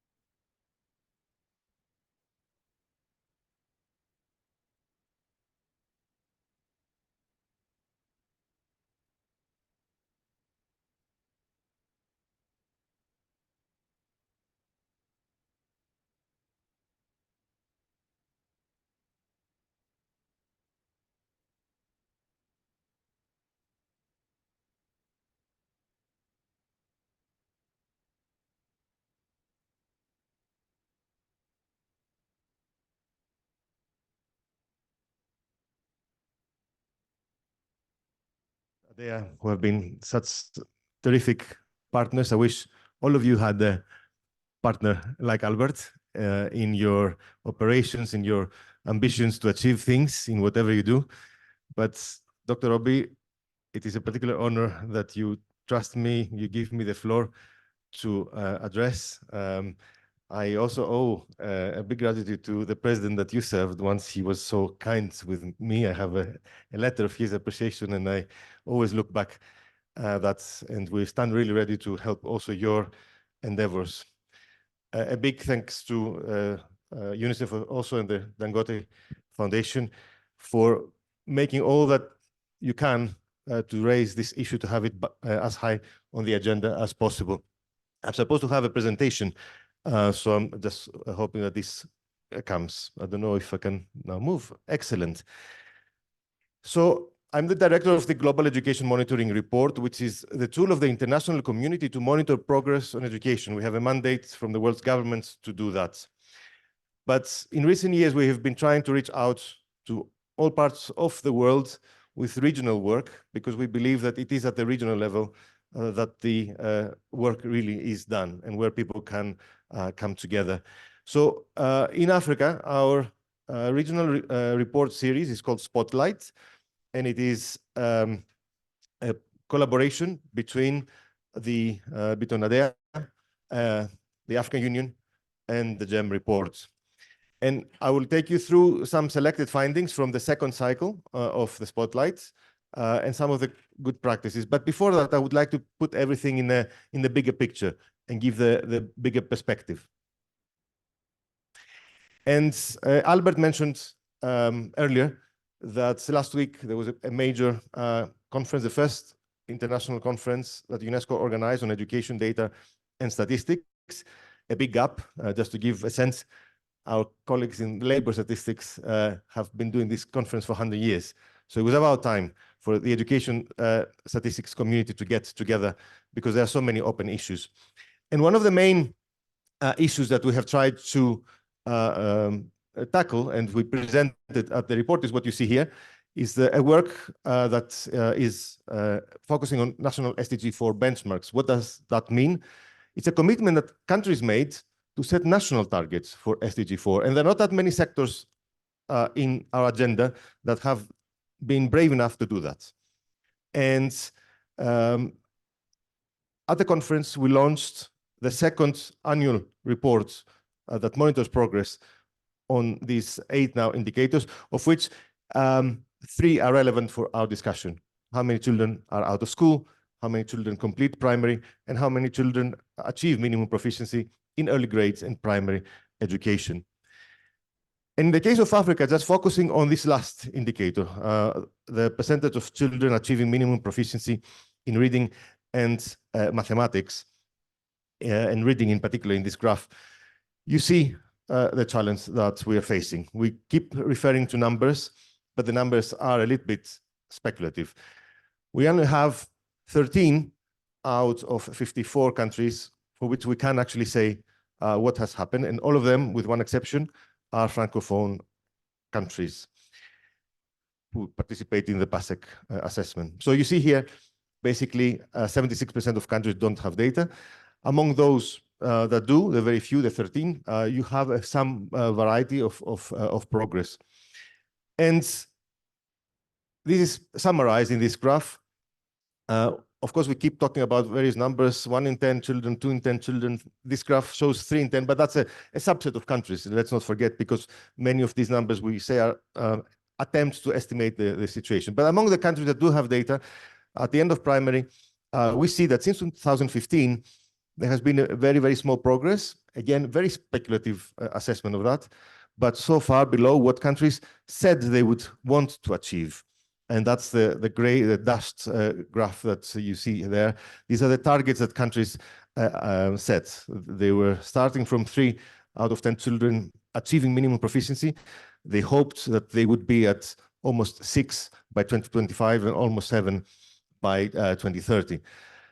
But the pace is what you see, is about 0.7 percentage points per year. And as you see on the right-hand side graph, which shows countries from all over the world, and it has put them It documents the progress in, during the 2010s over a period of 10 years. In 4 groups, those that start from very low level, below 25%, the middle levels, and those that are at the top. And you see that low and middle income countries do improve.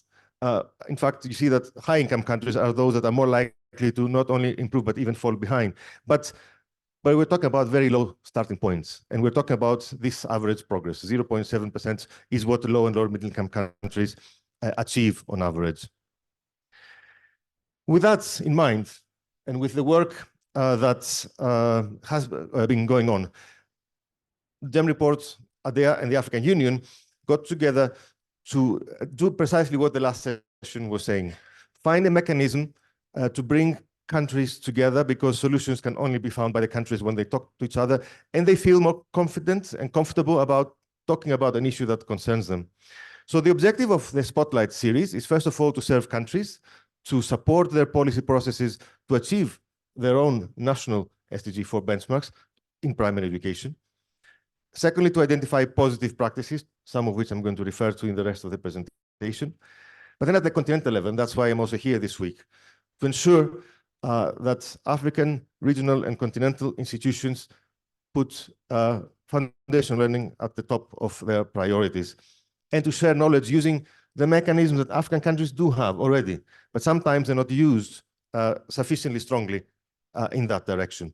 So the Spotlight series works at the country level with focus countries and country reports. You see the examples from the first cycle, and at the continental level, primarily through ADEA and the African Union, but also through other mechanisms.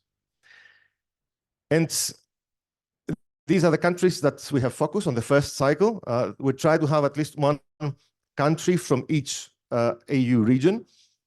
We covered Senegal and Ghana. We could not have a North African country in the first round. Senegal and Ghana, DRC, Rwanda, and Mozambique were focus countries in the first round. And then in the second round, which is about to be completed, Mauritania, Niger, Uganda, Zambia, and South Africa.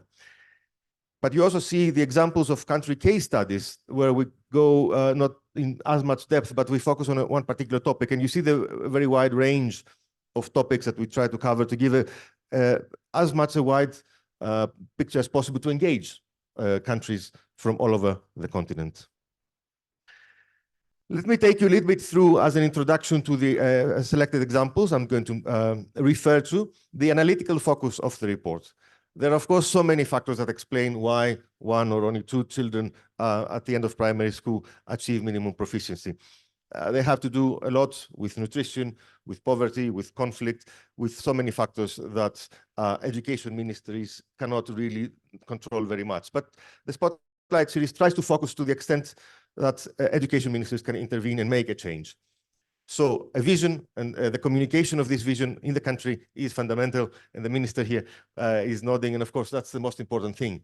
Then interventions are needed for teaching and learning, curriculum, pedagogy, textbooks, language of instruction, which is of course always a thorny issue in many countries.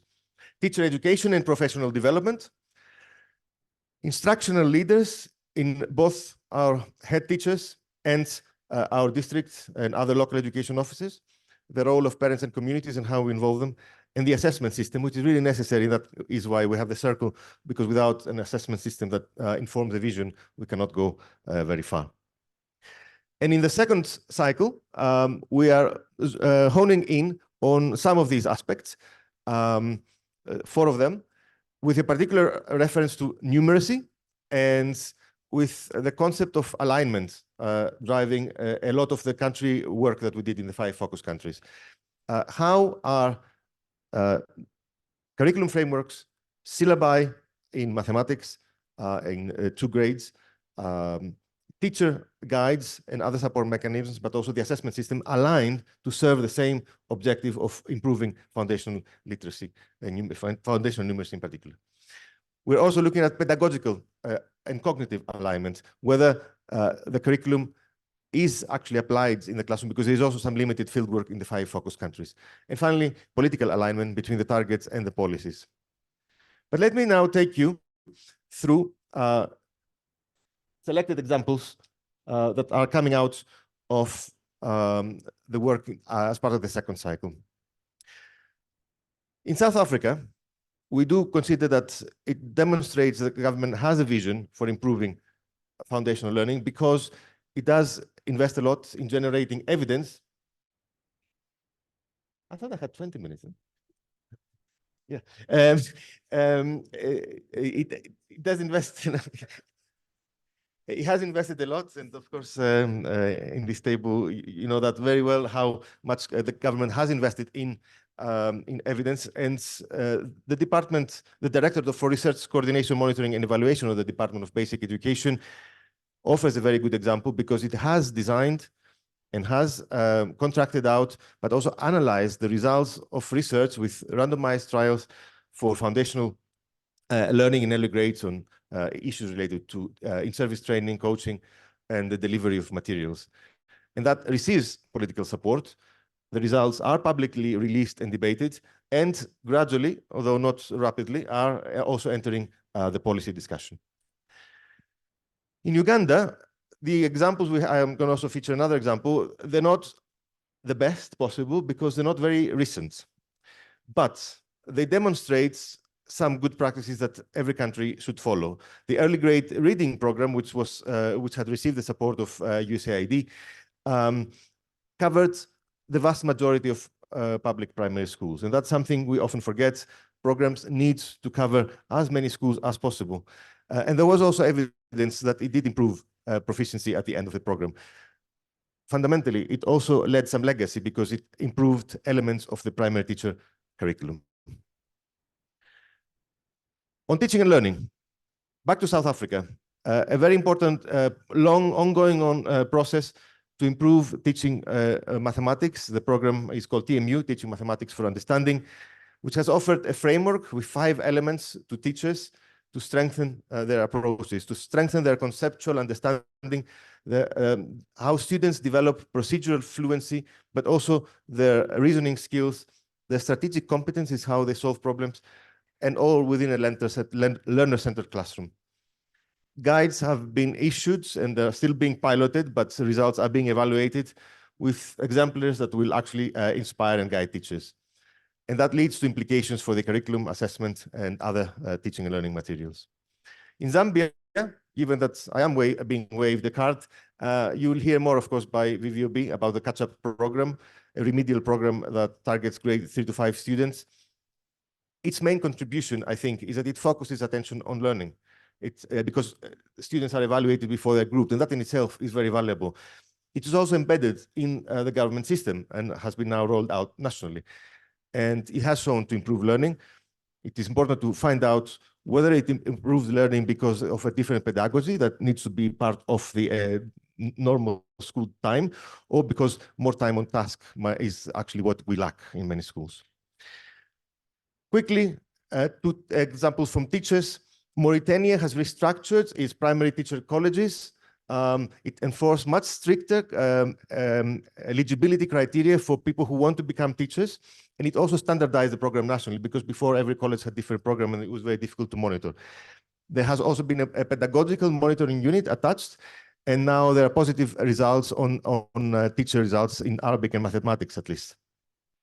Uganda, this is a reform that is very old, that grouped schools in clusters and assigned tutors to ensure that they are really following teachers and link with the national teacher training programs.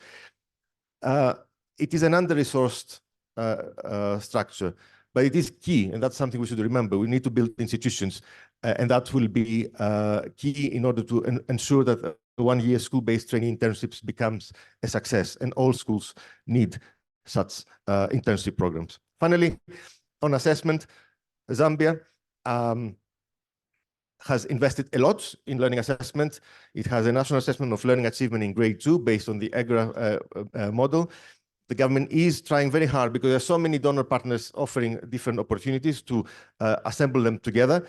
And most recently, it has also invested in a partnership with the UNESCO Institute for Statistics on the AMPLE tool, which enables international reporting. And that's very important because many of the assessments that we have are not geared to do that. The same was done recently by Gambia, Kenya, and Lesotho.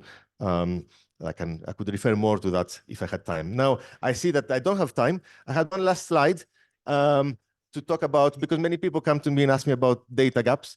I will skip it happily. And I have 2 more minutes. So 1 minute on this slide and 1 to say thank you. No, 1 + 1. The data gaps are very important. What are the national challenges? There is still, and I think that's important, there's still an emphasis in African countries on exams and less on an assessment system that gives us a sufficient understanding. That is something we need to understand and need to work on. The national learning assessment systems, where they do exist, they're still quite weak. And that's why tools like AMPLE that I referred to before are important, because they help use better the local capacities and gear them towards a more structured system. And in some countries in Eastern and Southern Africa, there's been relatively limited support to the cross-national mechanisms that do exist. SACMEC, for instance, has been struggling over the years. But internationally, and I think Dr. Obi did mention accountability, my role is not really to say hold African countries accountable. My role is more to say hold the international partners to account. And here I think it's clear, it's fair enough to say that donor perspective in improving learning assessment mechanisms has been very short-term oriented. We made a call in the first spotlight cycle, and we'll continue saying that there's too much emphasis on projects, on extracting data. There is very limited emphasis on building institutions and national assessment systems. Support to cross-national assessments has been very patchy, short-term oriented. We need a 30-year horizon, not a 2-3 year horizon. And therefore, assessments are still very costly, whereas donors have the capacity to bring the cost of assessment down considerably for this to be more affordable for countries. So with that, we need the continental solutions. And I cannot overemphasize that. I'm here representing a report that tries to be at the service of countries and the region. We therefore work with ADEA and the African Union to strengthen the African Union's peer learning mechanism, which is based around the clusters of the continental education strategy for Africa, to help ensure that more countries participate in them and there is more focus on learning and in primary education. So we have a particular emphasis through ADEA's chairing of the planning cluster on bringing a continental assessment framework that will help countries develop their own capacity. This is work that we plan to take forward with the Association for Education Assessment in Africa, and we would like to get your support in all that. And that brings me to an end. There's no more thank you slide. We thank you for your attention, and we welcome any country and every state. Ekiti is also an invitation for you who might want to be part of the third cycle of the Spotlight. We would be really delighted. Our focus is likely to be on leadership, because that's also the theme of the global report. So how to ensure that instructional leadership becomes part of the work of school leaders and district education officers in Africa. Thank you very much for the invitation. Manos, I became helpless when my boss overruled me. The next time we'll use the hammer. So we started this story by asking the question, what is a high-level roadmap for delivering change? And Dr. Manos came up to make a presentation of best practices and findings from the James Spotlight report in an attempt to respond to the question, what does a system to deliver change look like in practice? And one major message there is that the education ministries can intervene to make a change using these best practices. So we want to move a step further, and this time to respond to the question, how can the system help deliver the roadmap? And of course, this will be an attempt to linking the foundations of education to the continent's future. And we'll have a team of panelists to facilitate these conversations. We have first Dr. Ben Piper of Global Education Head of the Bill and Melinda Gates Foundation. We have Alicia Herbert, Director of Education, Gender and Equalities, FCDO. And we have our own Dr. Modupe Adefesho Olatuju, the Executive Board Member, Human Capital Africa. So at this point, I want to invite Mr. Albert Seguinva, Executive Secretary at ADEA, to please elaborate.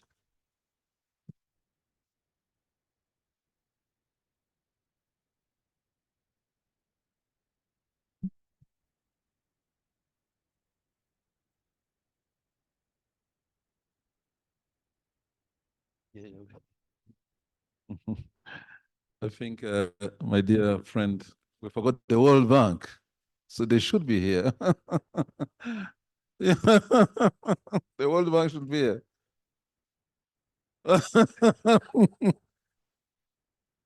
No worry. I'm sure. No worry. Of course, I will do everything to make sure that privilege. How can you forget the World Bank? Yeah. Anyway, it's an oversight. So thank you so much for giving me the opportunity to moderate this session. And I'm trying to see the bridge between the first panel, where we had the high-level decision makers talking about the achievements, the challenges, the plans moving forward. And I have here some of the key partners supporting education as a whole, but foundational learning in particular. I had questions that were prepared, but I feel following the previous sessions and the spirit and the momentum, I feel like I just want to look at them and say, how do you respond to this? You know, what is your feeling, especially in terms of the roles, the respective role that your organizations play in making education work on the continent? You know, so then we've been meeting in several convenings. We had this, I remember the first Transforming the Education Summit in Paris, where you can be in all these partners and say, what can we do? We're in a mess. We agreed. Data, you saw what Manos had just presented. So we're lagging behind. But we also know there's some good stories. There's some success stories happening. And you keep bringing the question about how do we take this at scale? So the question to you, what does it mean for countries and for you in particular as a partner? Thank you. Thank you so much. Good morning, everyone. My name is Ben Piper, and Director for Global Ed, and I'm just really honored to be amongst the leaders of the education sector on the continent. I would be remiss if I didn't welcome you to my home. This is my home, Addis Ababa. I should be the one at the beginning saying welcome. This is a wonderful place. Please take advantage of being here at the capital of Africa. Albert asked a question that was not on my notes. So I'm going to put my notes away, and I'm going to listen to what Dr. Obi said earlier, that Africans speak in proverbs. So I'm going to ask a question to you. What's more important? What we teach or how we teach?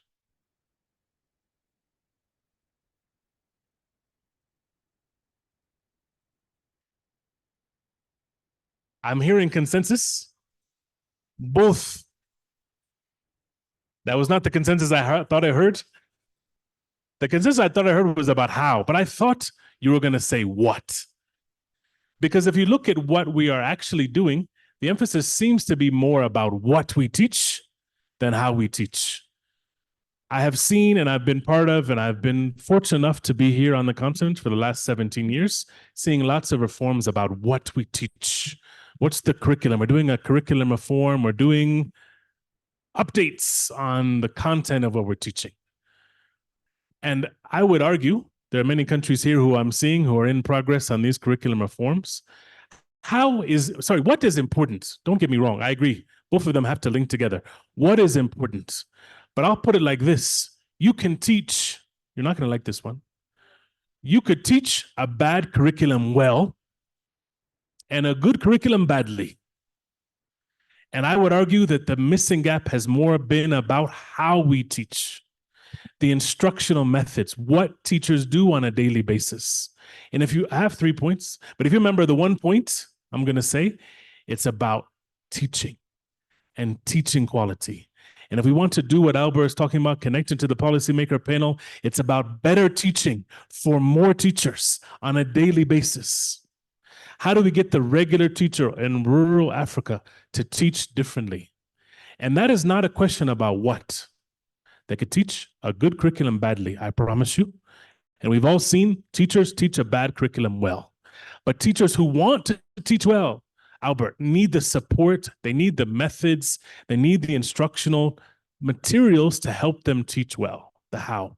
And I think some of the evidence that we talked about evidence in the last panel, there's now evidence about how to teach well. If you want to improve at scale, if you want to improve at a region here in Ethiopia, a province in South Africa, you want to teach at a state in Nigeria, there are particular things that have good evidence. One of them is something called structured pedagogy. We heard about that earlier. A second we haven't heard much about yet is teaching at the level of the child, teaching at the right level. We heard about it briefly on Zambia. These are methods of helping the teacher to teach better. The how, that I think is a real big gap of what we've been hearing about so far. So that was my one proverb, is it better, what's more important, what we teach or how? My second proverb, it's not really a proverb. My second question, it's about commitment. Is it a official commitment or a felt commitment? We've talked for the last year and more, Albert, about the official commitment that countries are making on improving learning.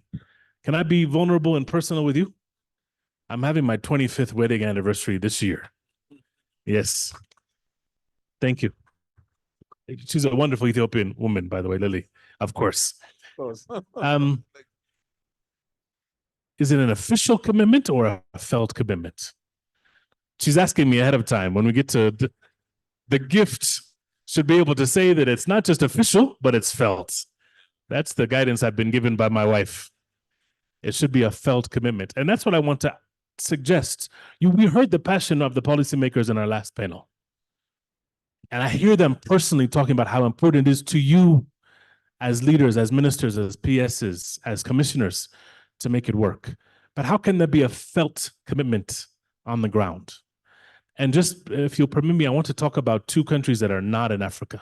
I'm an Africanist, but let me talk about two countries that are not in Africa, Japan and Korea. There was a paper that looked at the history of education in Japan and Korea. And one of the things that they did as they shifted quality, if you look at the most recent PISA results, TIMSS results, PEARLS results, these countries are top in the world. But it was not that way all the time. And this paper shows how education became the lifeblood of the society. We've talked about how, yes, the minister feels strongly that my child has to be able to read by the age of grade 10. And the task we've talked about so far is how do I make sure that my provincial officer, my district officer, my head teacher also feels it. But I think what Japan and Korea made happen is they made education quality a cultural imperative. As leaders in this country, it is all of our job, it is all of our role to ensure that because of the talent of the typical Ethiopian, of the typical Kenyan, the typical Zimbabwean, it is our job as people who love these countries to not allow a 10-year-old to leave grade 4, grade 3 without those basic skills. Think about how much economic growth that Africa needs that is in the brain of an undereducated child who's gone to school but hasn't got those skills. It is not just for the country, it's for the region, it's for the world, the talent level that exists in these children that has been uncapped. And if we had a felt commitment to foundational learning, you know, when those, I've spent a lot of time in regional district offices, and you see them talking before you come to meet them. They're talking about something, Alicia. They're talking about something. My question to you, are they talking about the learning outcomes of 8-year-old children? Is that the thing that they're most worried about? It's not. No. What are the things we're worried about? It's that exam pass rate. There was some emergency, there was a fire, I have to solve this. That's what they're talking about. But I have heard African leaders make it very clear that if we're gonna solve that grade 12 pass rate, Trevor, the matrix results, if we're gonna solve that, the actual problem starts much earlier. The felt commitment to the basic skills. And I think what I'm excited to see is the filtering down of the passion and leadership of the people at this table and this table and that table, coming from your minister down to the mid-level and down to the society. This is our joint responsibility to have every child fundamentally be able to have their skills. So since I've thrown my speech away, I'll stop there and say that felt commitment is what we really want to see in the years to come. Thank you so much. Thank you. Whenever I hear Ben, you look like you're hearing a pastor, you know, talking about, you're looking at a pastor that, you know, should be a good pastor, though, honestly. Actually, no, there's a passion in what whenever I had a chance to hear from him. So thank you, Ben, for setting the tone. So FCDO, Alicia, I know FCDO, the time it was known as DFID. And since then, the focus on foundational primary education has been the priority. And I know I was part of the debates at the time. Why do you put more resources in that level as opposed to the other levels of education? So that's time, I think, is over. But I want to hear from you based on this conversation. And this conversation started, I think, almost 2 years now. We've been engaging, thanks to the Transforming Summit. And here we are, and we're still looking at the common issues that I thought would have been actually dealt with for the last 20 years. And yet, we know we need resources. But the point we're getting here, resources may also be there, but they will not give us actually improved learning outcome. So I just want to hear from you your reflection as to what do you think based on the last 20 years went wrong, and how do we correct it to make sure that we get better results from your perspective? Thank you. Okay, thank you. Thank you very much for that. And I think I'll have to throw away my notes as well and go ad lib, but I'm not sure I'll be as impressive as Ben. But look, before I start, I just wanted to say that, you know, I mean, huge privilege to be here. You know, all of us have got calls in our time, but we make choices about where we are when. And when this invitation came in, I made the choice to be here. And I just want to start with that, because I want to start with where Dr. Obi was and you were talking about this morning, in a sense that the challenge that we have on this continent is a challenge for this continent to solve. And therefore, when I was whispering to Ben this morning during the first panel, and I said to him, that is a picture that's worth 1,000,000 words, in the sense that from African-led organizations organizing a summit here, pre-summit, with African ministers and African representatives on this stage, talking about their commitment and how they're going to take this to the next stage. And therefore, if such a gathering is coming together in Addis, how could I, or indeed the FCGO, not be here? And the reason why we have to be here is because we've been on this journey with so many governments on this continent for decades, but more recently, we have recommitted in a way we want to work differently and in partnership with so many governments and other stakeholders on this continent. And that's set out in a white paper that we published just towards the end of last year. And it talks about a change in partnership, and one that's based on the principle of mutual respect and mutual understanding. And hold us to that, please. It's going to require an incredible mindset shift and way of working for us as the British government and as the FCGO. So hold us to that. Do read the white paper, look at the principles which underlie it, and actually hold us to account to that. So let me come back to your questions. I just wanted to start with that, and Ben started with the how. So I think the how is so important, and hence the nature and the quality of that partnership is so important. So that's one of the things I think that needs to change if we are really to make the difference.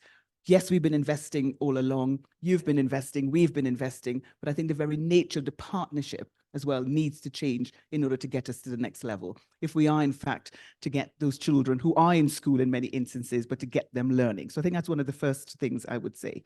Secondly, of course, resources are hugely important.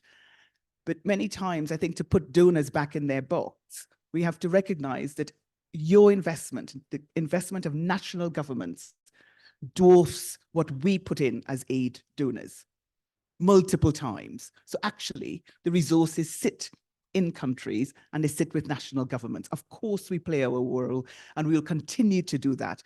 But actually, the power and the resources actually sit elsewhere. So it's hugely important for us to recognize that. I think there are a few things in terms of what else we do.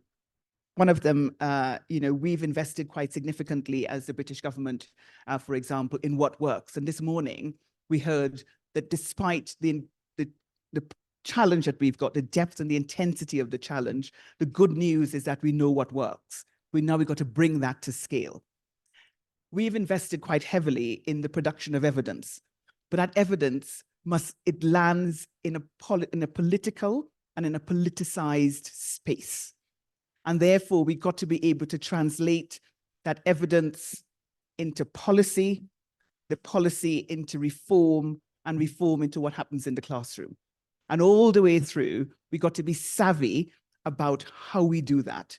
Because in my country, as well as in every country around the world, evidence alone doesn't stand up. It sits within a political and a politicized space. I think it's hugely important for us to be, even more than ever now, to work in that space, to translate that evidence into practice and what actually happens in the classroom, the sorts of things that Ben was talking about. So the political context, I think, is hugely important. I think we need to continue, of course, to invest in those partnerships and in the knowledge generation. We had a very powerful presentation of the gaps in data, in assessments, for example. So yes, we have numbers, but what lies behind that, we need to be more robust about that. And we are doing quite a lot as well. Something that has changed for us is actually that we are going to invest more in assessments, invest more in terms of filling those gaps. I've probably spoken more than my time, but what I want to leave with you is, one, the way in which we work is going to be different if we have to take this to another level. Two, the evidence and the what works has got to sit within that politicized and political space, and therefore we've got to work with that. And then three, of course, we must continue that investment. So I don't have Thank you. there. No, thank you, Alicia. Thank you. Thank you so much. Thank you for. So back to you, Lily, with the World Bank Group. Again, the learning poverty has been one of the flagship, initiative. And there was a reason to come up, because at least the available data show that as a continent, we're lagging behind. And you mobilize bilateral and other partners to support learning poverty, and especially focusing on foundational learning. And again, as I asked colleagues from the Gates and the FCDO, I want to ask you, from the World Bank perspective, and hearing from the discussion this morning with ministers, looking at the data that Manos presented, how do you see the bank doing things differently beyond just availing resources to support countries? What exactly do you think will actually be the best way to help countries to achieve whatever plans they have? Thank you. Thank you very much. And thank you so much for allowing me to join this podium on behalf of Victoria Kwakwa, who's our Vice President for Eastern and Southern Africa at the World Bank. She was unable to be here.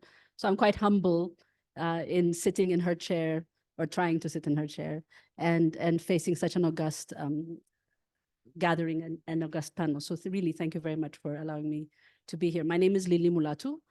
I am from Ethiopia, so I welcome you as well. But I also have spent most of my career working in countries across Africa, but mostly in Western and Central Africa. So This is my first stint as a practice manager covering 13 countries in East and Southern Africa, and it's a real pleasure to be back on this side of the continent again. It's an excellent question, and so I'm going to piggyback on a number of things that my colleagues have said to say how the World Bank aims to change or at least evolve in the way we are approaching this question of education and training. First is I'm going to add a who to Ben's point. It's not just enough to talk about the what and the how, but who are we educating? And who is doing the educating is, I think, an incredibly important topic. So let me just say a couple of words on that. The World Bank provides about $8 billion of support to Eastern and Southern Africa alone currently. So that is our current and annual portfolio. So if you look at everything up to 2024 that is active right now, we have $8 billion worth. But to piggyback on my other colleague's point, that is a drop in the ocean compared to what governments and families are spending on education. So it's important for us to find those areas where we can actually have a comparative advantage, but be very humble about the fact that we are indeed a very small partner in this endeavor called education. Second is how we set priorities across the many challenges that our countries are facing. And for us, we chose to pick 3 among these priorities, still understanding that those 3 are not going to be the only priorities that are facing the families and are facing the national governments, as well as the national stakeholders, the communities, the CSOs, the other development partners, et cetera, who are engaged in this endeavor. So when I say, when we think about the kinds of issues that we want to address, let me just mention those 3. So the first, and the one that we are talking about a lot today, is the foundational learning agenda. And this includes not just literacy, but numeracy. And we are measuring them, yes, at the age of at the age of 10, but we are also looking at how learning is happening at primary across those grades. And so for us, this is a high priority, and our goal is to actually reach as many children as we can. We think we have about 380 million children and youth in East and Southern Africa, the way we see those countries, that are ready to be in this education space. And we'd like to come together with everyone in this room to see if we can reach those children. So number 1, learning outcomes or foundational learning outcomes for Africa's children. Our second priority is around the question of adolescent girls. Adolescents in general, but especially adolescent girls. We all acknowledge that this is, in most of our countries, a highly underserved population, but the impact is not just for the girl. We also see that whether we are looking at demographic transition or transforming the family moving forward, the role of the adolescent girl cannot be underestimated. And so for us, it is how do we get young girls to go to secondary education and to stay and complete secondary education while learning the skills they need for the society, for the economies, and for themselves and their families. So that is our second priority. Our third priority is around the question of jobs for youth.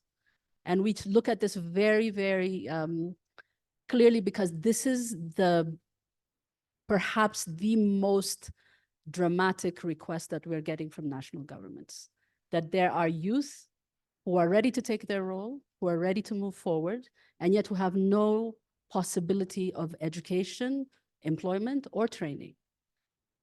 And not only do we see the vulnerability that these young people face, but we also see the risks that are confronting them on a regular basis. And we see that our collective responsibility is to make sure that these young people have a way forward. Now, let me throw some numbers at you. By 2050, 40% of the world's population, children, let's say, 0 to 14-year-olds, 40% of them will be African. 25% of the young people in the job market will be African. So this is while I completely agree and subscribe to the idea that Africa has a lot to give to us Africans, I also want to say that this is a global leadership pool. These are the children that should be, and the young people who should be ready to take on their place all over across the world. So educating and training these kids is not just about allowing Africa to take her place in the world, but it is about training the leaders, and the technicians and the thought provokers of the influencers, if I use a modern term, of the entire globe.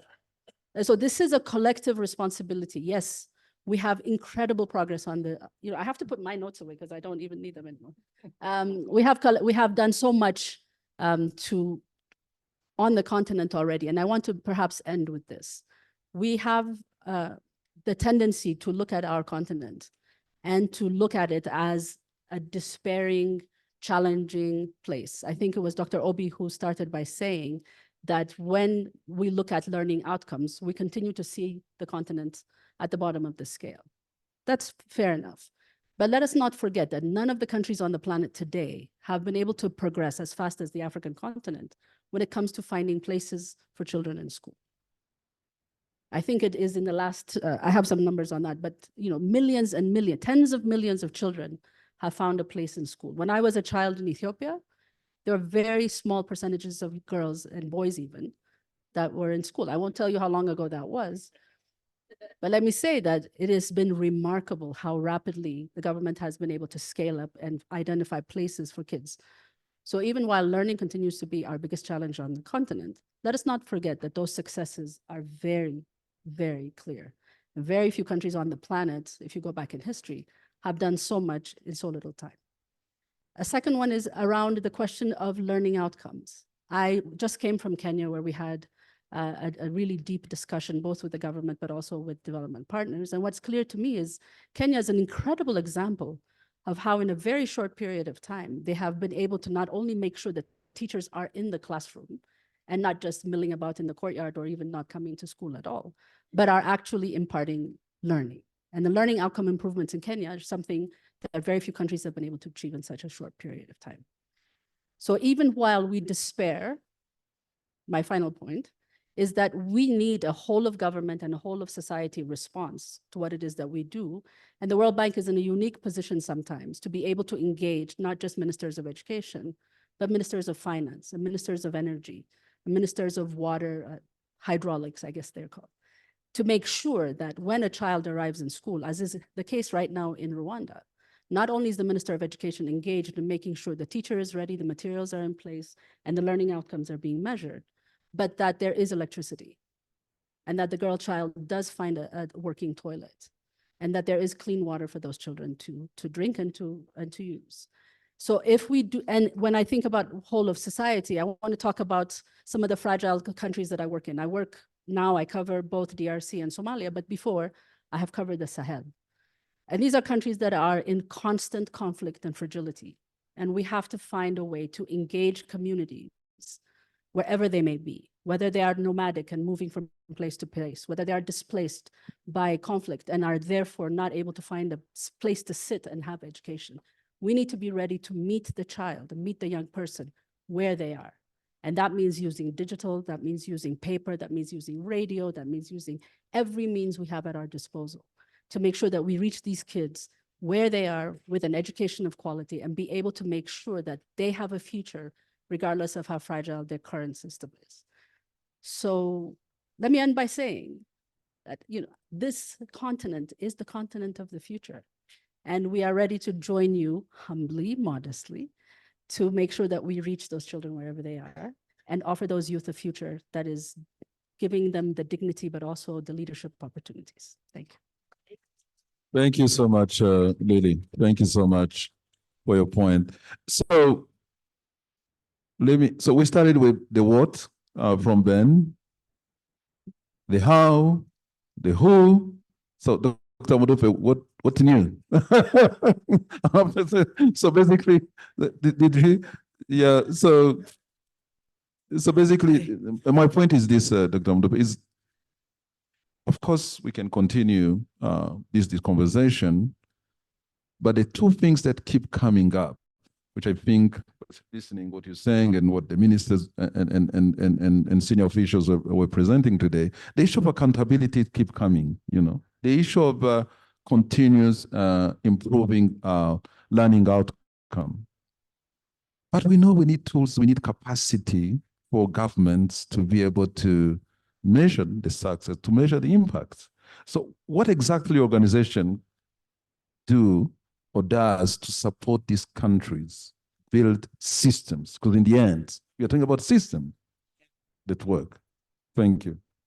I think it's a great question, Albert, and wonderful contributions from the panelists as well. If I may jump on the bandwagon of asking questions, I think the one additional question that I would like to pose is one that sometimes keeps me up at night. And that's the question of why? Why are we even educating children in the first place? And I think that it's a question that all of us in the room, policymakers in the room, people that have responsibility for national systems, subnational systems, civil society organizations that are implementing programs, so that those that are researching programs, young people are in the room as well. I think that it's a question that we need to continue to ask, and maybe more than ever before in the age of artificial intelligence, where we're beginning to question, who is a teacher anyway? People are asking these deep questions, and we're seeing some major risks being associated. Opportunities, definitely, but we're also seeing some risks as well. I think it's important to continue to ask the question, why are we educating? Not why are we sending children to school, but why are we educating children? And that question needs to drive what we teach them, how we teach them, and all the other questions that we ask about the education system. It also needs to drive the question of what tools do we give to the system? And I can speak very briefly on two levels. At the first level is work that I did, in Nigeria, establishing the country's citizen-led household assessment of learning. And you talked about accountability, Albert. Many countries have implemented these citizen assessments because the idea is we need to get citizens involved in the process of collecting data, but more because we need to know what the learning outcomes of children are. And in the context that we work in, we have an estimated, 20 million children out of school? So no, you're not going to answer that question by a school-based assessment. You need to go into the communities to find the children that are not in school. But that's not where we started from. And I say we, including Dr. Obi, because Dr. Obi was actually the first chair of our steering committee on this program. And this was almost 10 years ago. It was about accountability. That's what the program was actually about. It was about how do we use data to help the system hold a mirror up to itself and see what it really looks like. Now, when you're going out, I don't know if anyone else did this morning, but before you leave your room, you kind of take a peek in the mirror, right? Because maybe one strand of hair is looking funny, or maybe there's something that fell at breakfast right here. You need to quickly sort of mop it up, right? Or maybe the lipstick has gone in another direction for those that wear lipstick, right? So you look at a mirror, not because you want to condemn yourself. You look at a mirror because you want to correct before other people do it for you. And so this is part of why the citizen-led assessments, were important and continue to be, because you're holding that mirror up for the parents, for the communities, for the teachers, for the local governments, for the state governments, and for the federal governments to be able to see what they really look like before they get outside of their country. So that's the first thing. And I think that is the same spirit with which we think about the scorecard as well, the Human Capital Africa scorecard. It's not about condemning anyone, saying you look terrible. Oh my God, your children are not learning. That's not the point. The point is when you have that data, what do you do with it? What agency can you activate within your own context to ensure that your children would learn, and so that they can be productive, so that they can be truly global citizens, so that they can be useful in their country and outside of their country? So what sort of tools? Thank you very much. Thank you. So I think I'm dropping my notes as well, because nobody's using theirs, so I'm not using mine either. So what sort of tools, are we talking about? Again, these community tools are very important because the tools bring everyone together, and the tools help everyone to see themselves as responsibility bearers when it comes to children. Very often we blame teachers. Teachers are the entity that we tend to blame when we look at learning outcomes and we see that they are dismal. That's the first port of call. But the reality is that education is not a sector, it's a system. And there are many actors within that system. The child is an actor, parents and families are actors.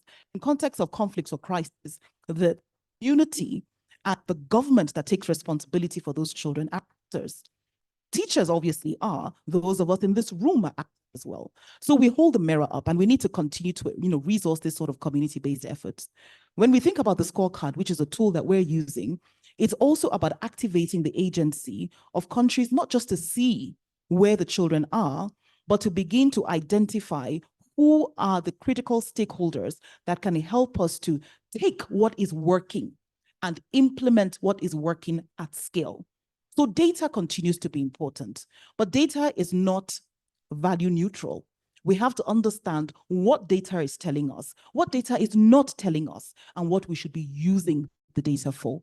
So I think that there are many tools, and of course, we're also going to hear about the RAPID framework as well, UNICEF's RAPID framework. I think there are many tools, but the question is, why are we using these tools? Why are we even developing these tools in the first place? And as we ask that question, and we continue to ask and answer that question, it should keep us centered as an international community that is laser focused on helping children achieve the sorts of outcomes that we want to see them achieve, so that they can live successful lives in the world that is extremely uncertain at this time. Albert. Thank you. Thank you. Thank you so much. That's a very, very important point. Thank you, Dr. Mood. So a follow-up question to everyone here, and I'm not going to surprise you anymore because I see you're a bit. So the point is, we've had, each and everyone explaining some of those important things that need to happen.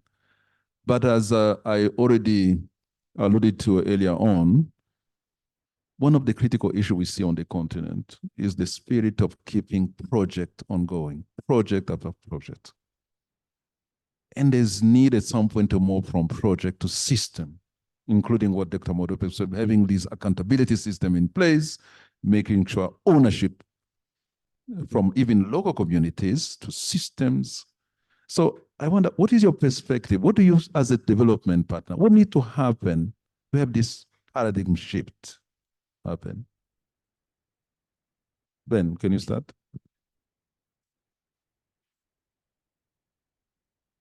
It's an important question. That's fundamentally what we're about. It's not just about the lifespan of a donor-funded intervention. It's what happens over the long run.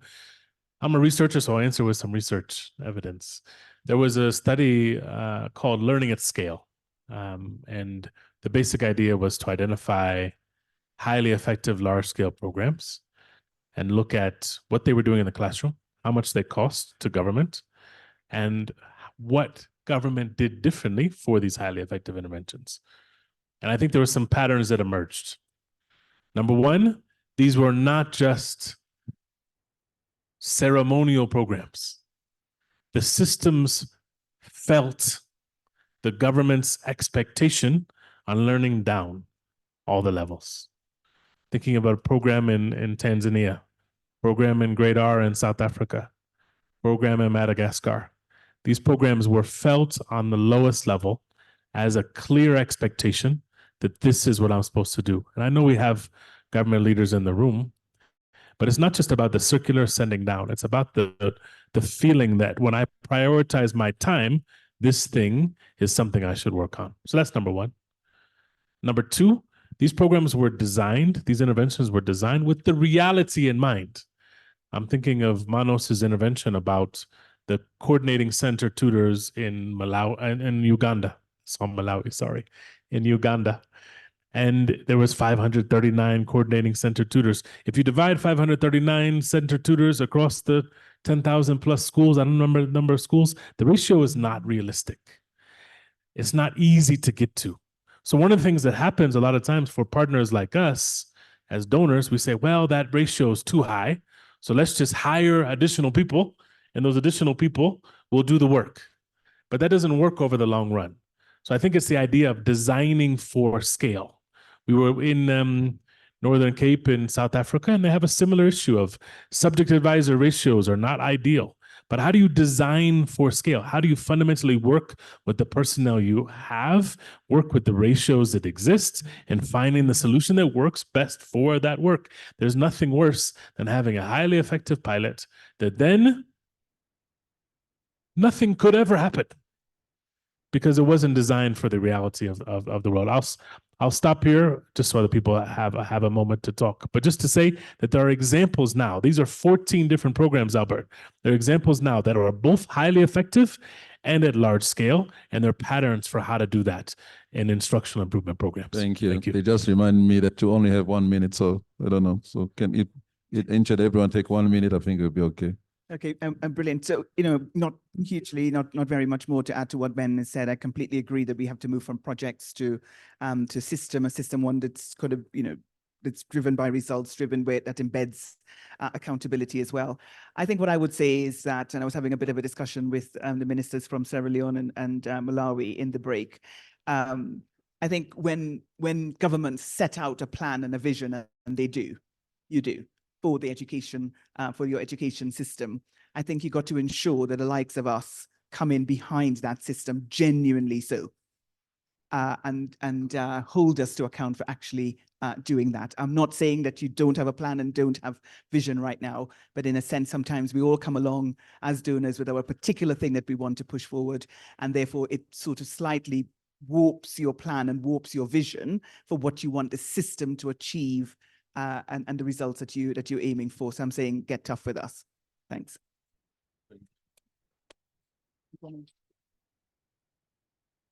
So when we think about the question of, building the system as opposed to, projectizing, the support, one thing comes very strongly to mind, and that is the notion of really genuinely being locally led and locally driven and prioritizing what the community, what the state, what the country really needs and what they really want.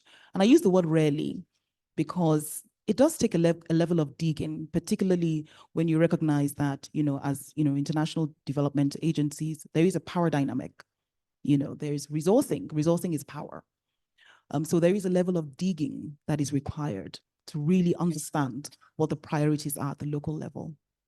There's also a conceptual model that I find fascinating, developed by Rebecca Winthrop at Brookings Institution and Minister David Senge of Sierra Leone.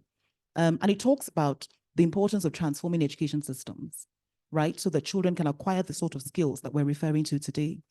And in order for you to do that, 3 questions have to be asked. 1, what is the purpose of education? Why do we want children to be educated? And what vision do we have for the sector? The second question is the one that's dear to the heart of many people here as well. It's pedagogy.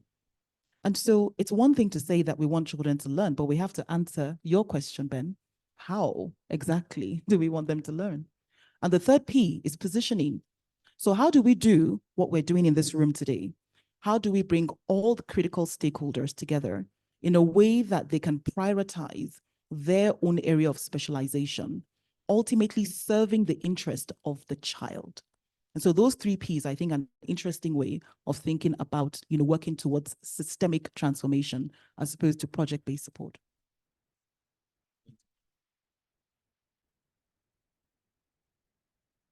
On the side of the World Bank, I think we have moved quite decisively towards system building, as opposed to projectization.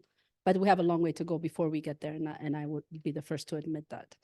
We have changed our instruments so that we now have a much better mix of instruments, including our program for development, program for results instrument that allows us to use government systems, government strategies to be able to deliver on outcomes and make it very much results-based financing rather than just input-based financing. We have a new instrument that we're using a lot, which is the multi-phase programmatic approach, and that is to offer opportunities for support to be more than the 5-6 years that we have done in the past. But those are just instruments. And I want to just end by saying that we, as all of the partners around the education, around the child and the youth, have to really harmonize our approaches for results rather than for pushing for instruments. A bilateral donor has limitations. A multilateral donor has some flexibility, but also limitations. A CSO has limitations. And I think unless we come together and fully map out where our limitations lie and how we can actually coordinate so that we deliver on the results that the government and the society has put in front of us in the shape of a strategy, I think it'll be utopian to assume that we will all be able to do lengthy, high resource interventions in the countries. So much more important is for us to harmonize around the results and make sure that we all hold ourselves accountable for delivering those results for the countries that we serve. Thank you. Thanks a lot. Thanks a lot. Yeah. I know time is really on our side, but I wanted to make sure that your interventions were speaking to countries. And I feel like I want to hear from high-level decision makers here. Any comment on this? How do we take this forward? Honorable ministers, any comment? What, just 1 minute? You know, they talk about some interesting things, you know. I like local-led, local-driven. I think it's very important. That's how you build a system. We talk about system transformation, which I think is what we're looking for. Learning at scale.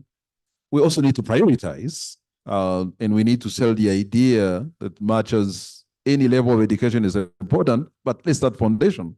If foundation is not there, the other levels are definitely not going to be it. So any comment on this would be very much appreciated. Honorable ministers.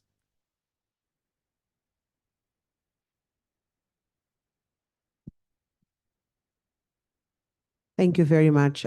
I was hoping I would be spared to making comments, especially at that time you say is not on your side.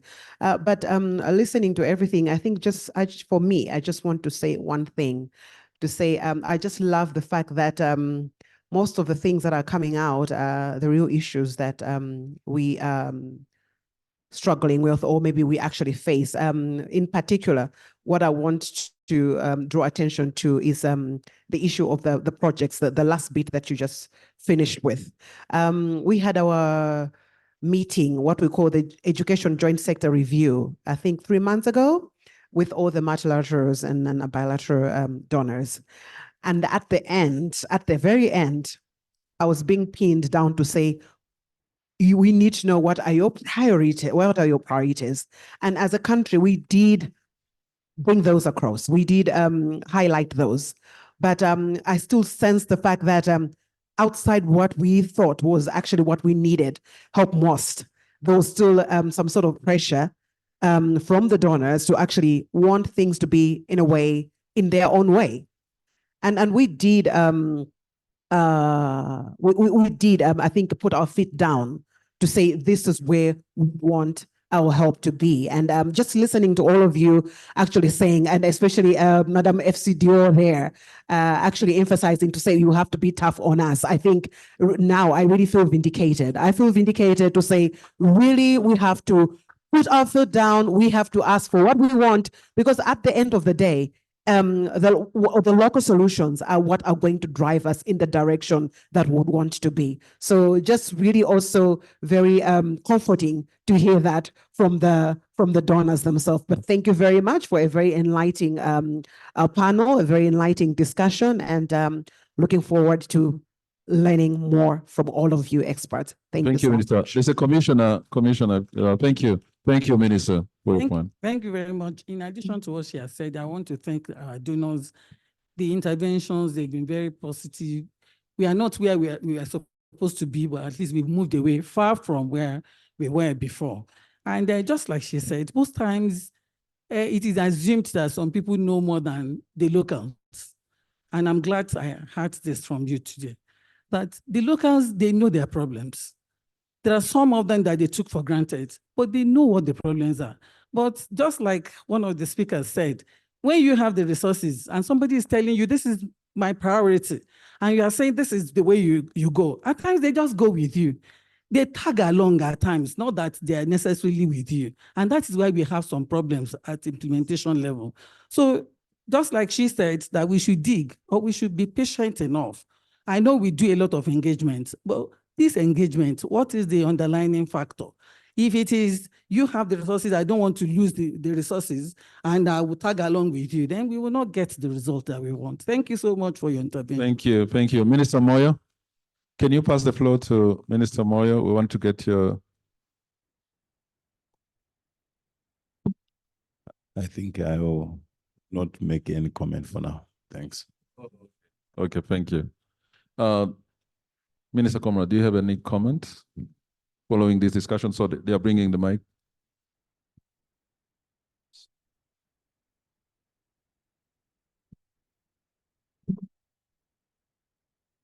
Very quickly, I think I've been very pleased with what I've had. If I take, for example, the World Bank, that was a very optimistic view, upbeat view of Africa. We know we have challenges, but we are on the move. And I think that's what we need to take away with us, that we will get there. It's quality is a dynamic process. It's not a state of being.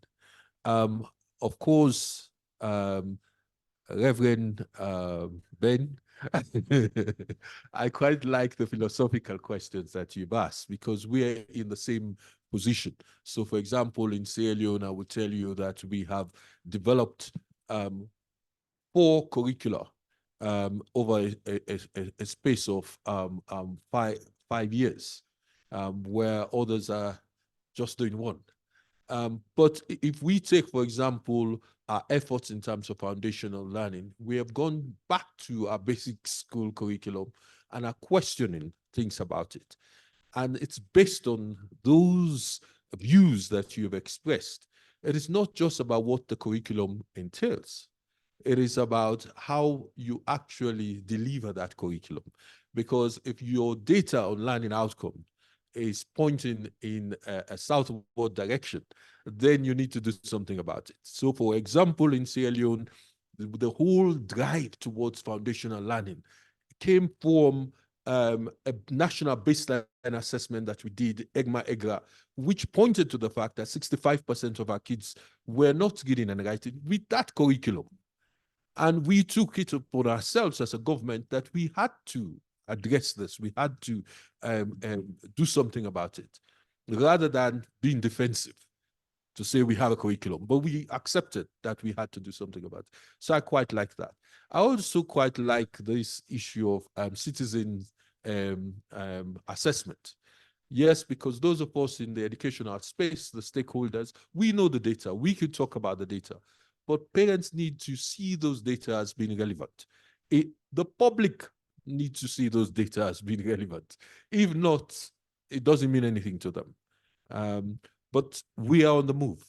And I quite like the points that you have made. It would be remiss of me not to mention our friends from the Foreign and Commonwealth Office and in terms of this fact that we should come to you with our suggestions. But one last thing, which I think for me is a big issue, is that change from project to systems. And let me give you, I'm an African, so the African culture is not a writing culture. So we talk about things by sharing stories. You know, I drive around in Sierra Leone and I see buildings along the road where you would see it's roofless and you see a vulture patched on that roofless building. And on the side of it, you will see a poster which says that this was once a thriving project. And when that money dries up, this is what you have. So we have to make that shift to systems. So when we go into projects right at the inception stage, we need to think about what is the exit strategy. Do we mainstream this or what? And so if you build that into a system, then it doesn't matter whether the funding dries up or not. Thank you. Thanks a lot. Thank you. So let me thank you, everyone. Can you clap again to the panelists here? Thank you so much for your point. I very much appreciate it. Thank you. Fidelis? Thank you very much. I think we can do better. Let's put our hands together for them.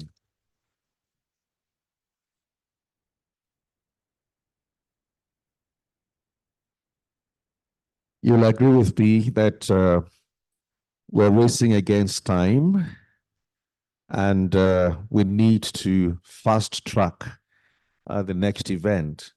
So let's have a photograph. Photo shoot for the, no.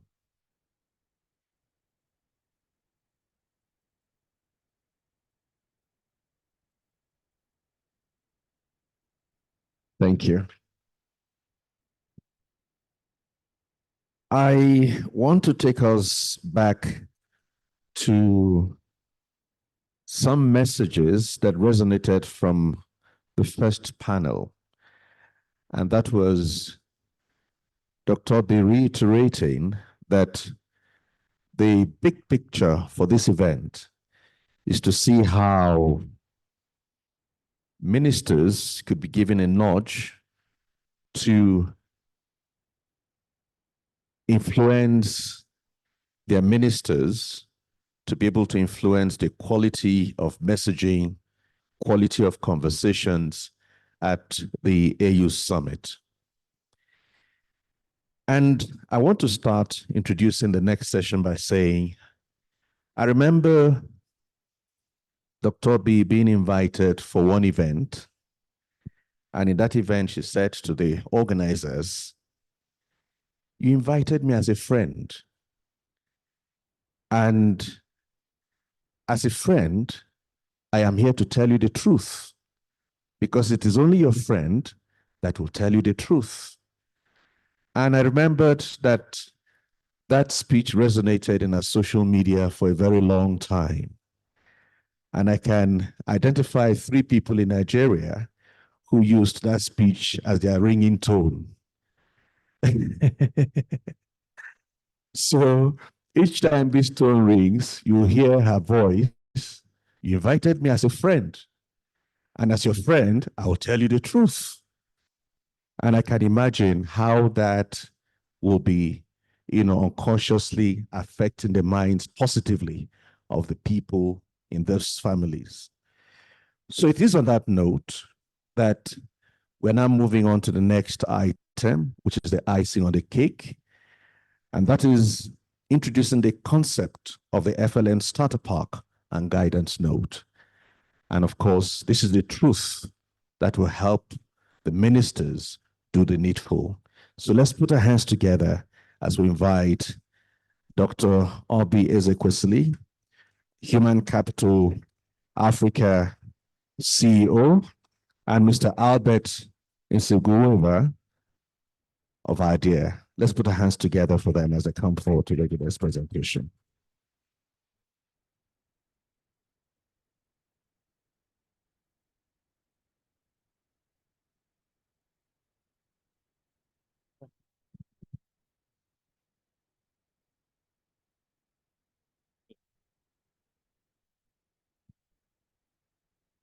So the slides are up there. Okay. Yeah. So probably let me.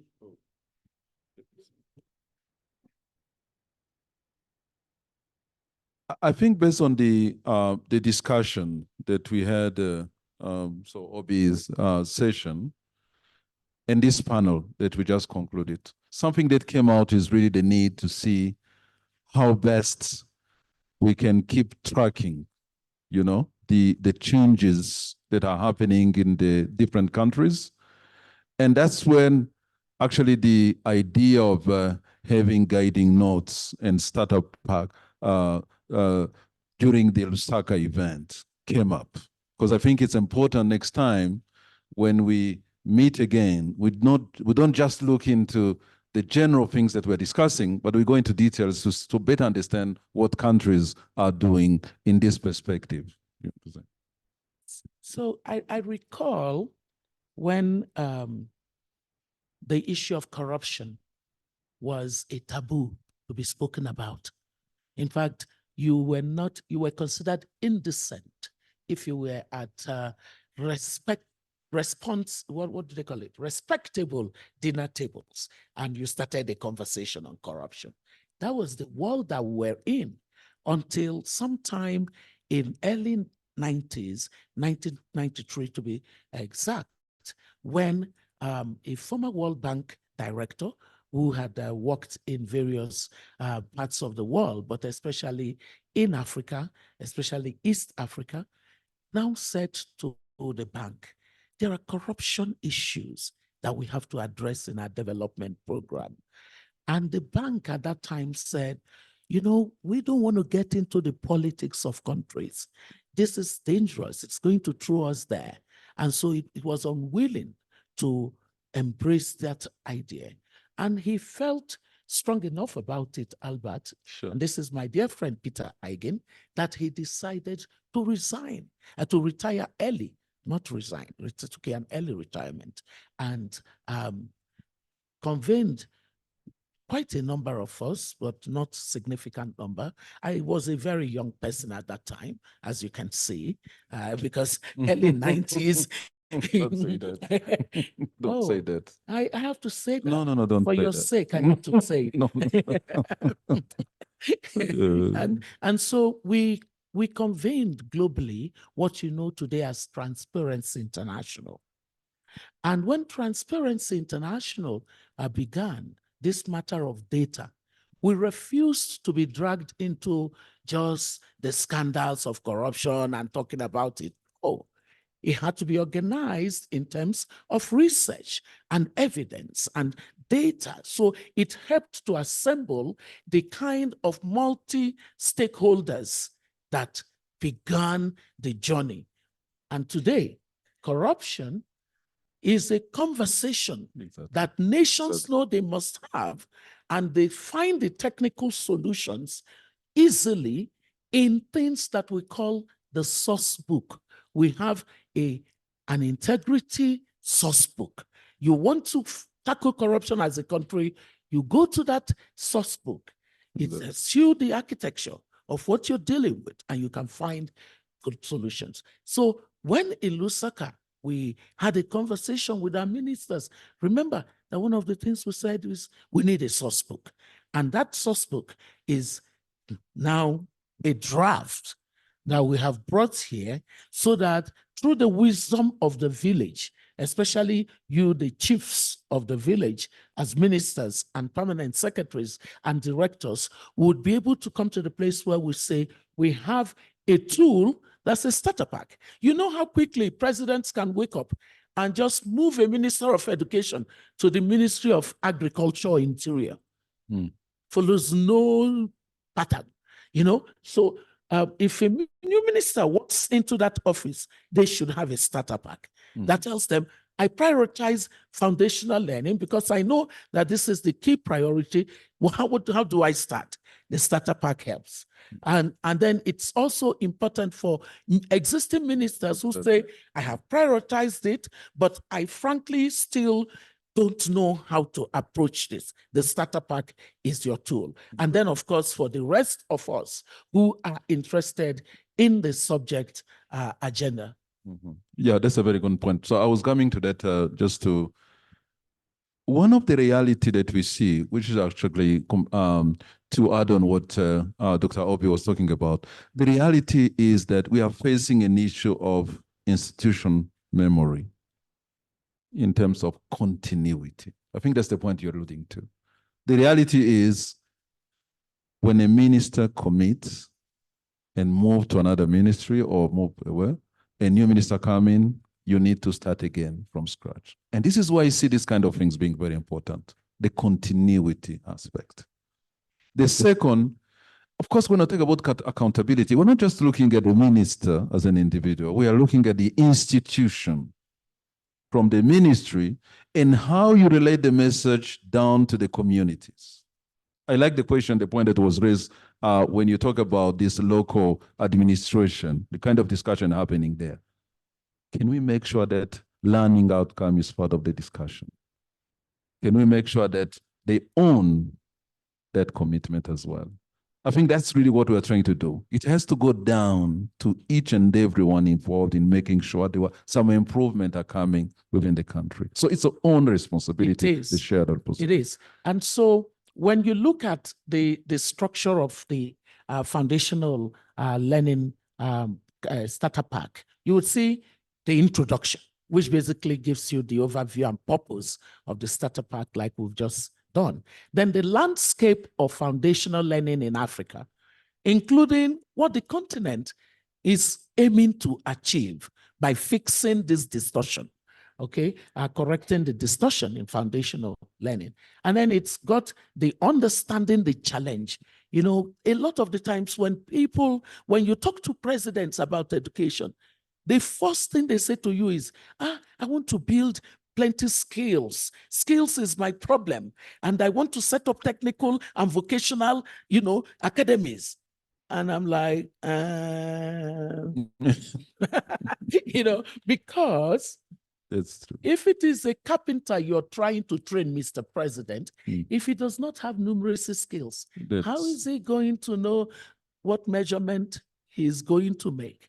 So you find them, they train these technical people, supposedly, and they are not able. I mean, Dangote, for example, wrote about this in the Financial Times when we collaborated to talk about foundational learning. And the importance for businesses on the continent. So when you look at understanding the challenge, is critical. If a president does not understand the challenge, he would be busy telling you he's building a sky. What do they call it? Pie in the sky, right? Yeah. He would tell you AI, is very important. It's very important for Africa. You have to build. You need the foundation first. Yeah, definitely. So that's really important. So of course, we need to make sure that people understand what foundational learning is. I've seen a confusion going on around a number of countries. So it's very important just to explain what the foundational learning, the component, the significance, literacy, numeracy, and other aspects that are so critical. We also need to take stock, understanding the overview of the African-led initiatives. And I know we had my colleague is here. There's a mapping exercise that was conducted just to better understand what is happening around different countries on the continent, the case studies from across the continent, the power of targeted advocacy and improving foundational learning. I think the point that you made this morning, which I think we need to keep it up. So, for example, there's going to be an event, a high-level event, where they'll be talking about financing education.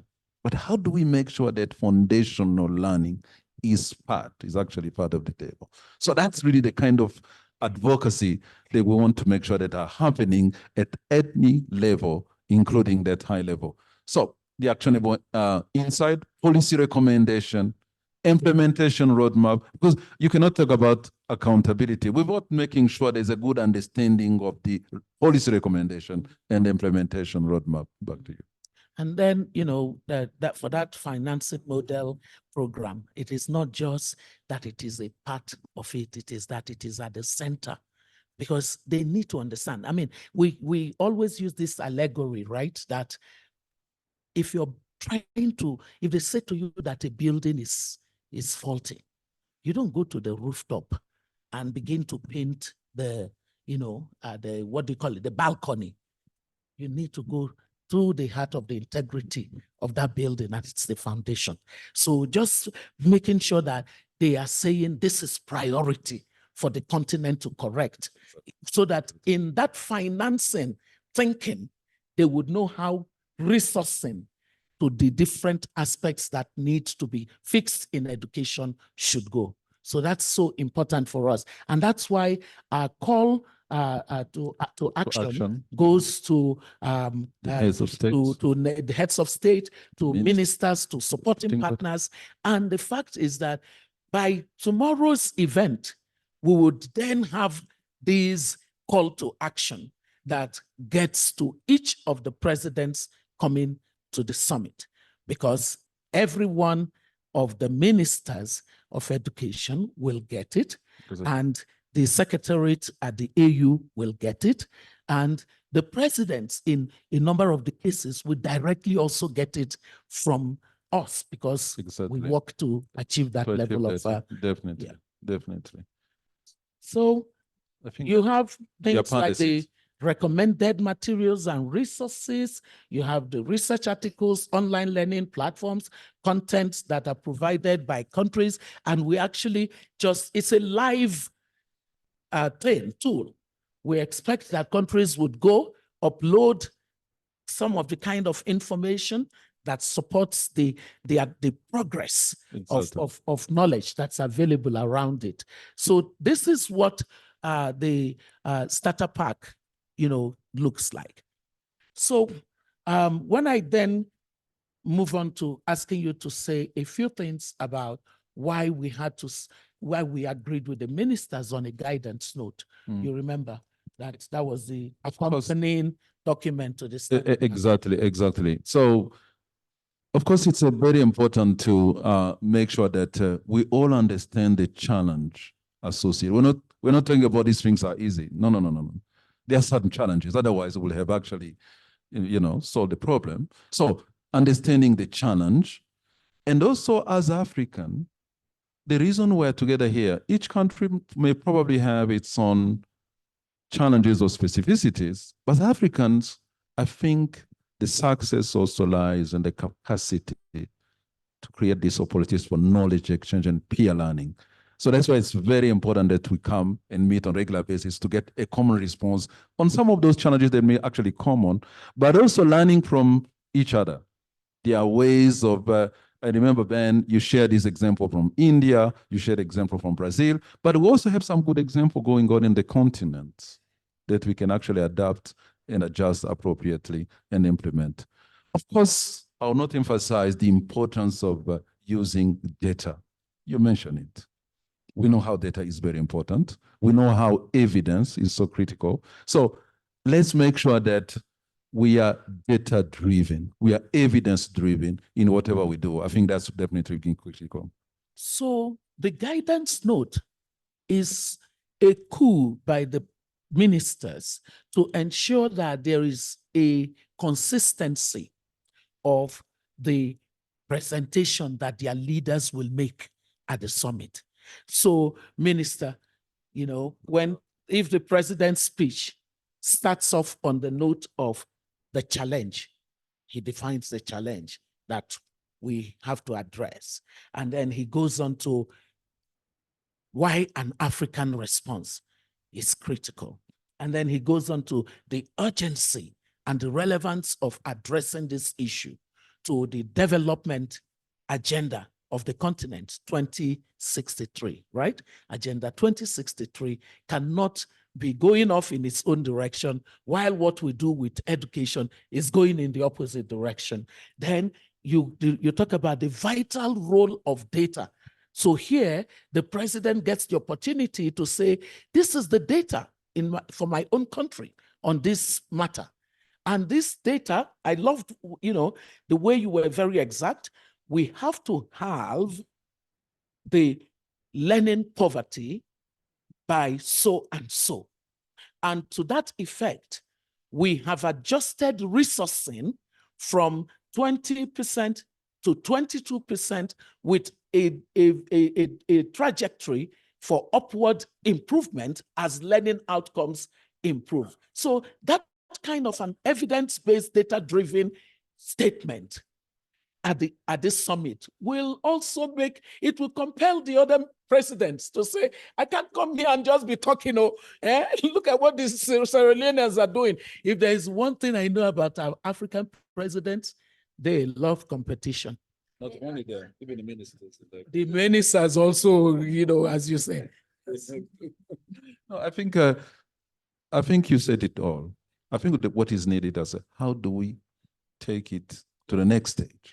How do we implement it? So the thing is, in terms of the guidance note, we have basically provided it to support the kind of draft species that you as Minister of Education will be asked to make.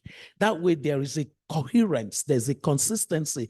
It connects to the way that you're giving this agenda a very important priority so that your president's message is not diverging from what you have been messaging as being the critical thing that needs to happen. So if that outline is helpful, please, let's just adopt it. Because when the president of Malawi speaks and he's speaking in this kind of an outline, and the president of Zimbabwe speaks, and that of Zambia and that of Ghana, as they speak and they are following this, they suddenly realize that they've gathered momentum around some of those really key themes that will shape a real substantial focus on correcting the foundation. So that's on the foundational learning, on the guidance. On the starter pack, that we expect you to be able to look at some more and give us some additional ideas that you would like to see in it. Maybe not now, because it's definitely something that you want to take time, even with your technical team, go through it, review it, and then send us feedback on what would be good to improve the starter pack, because it is an all-time tool for your use. Exactly. Did we do No, it well? we do it very well. Okay. So the point I want to make, by the way, interestingly, as we already alluded to, some of these issues that will come out may be specific, other will be common, but how do we get to know that? So we need your feedback so that we can actually enrich again and send you back. But the most important thing, we've created this for you, and we continue to support you to achieve as much as possible. Thank you. Thank you very much.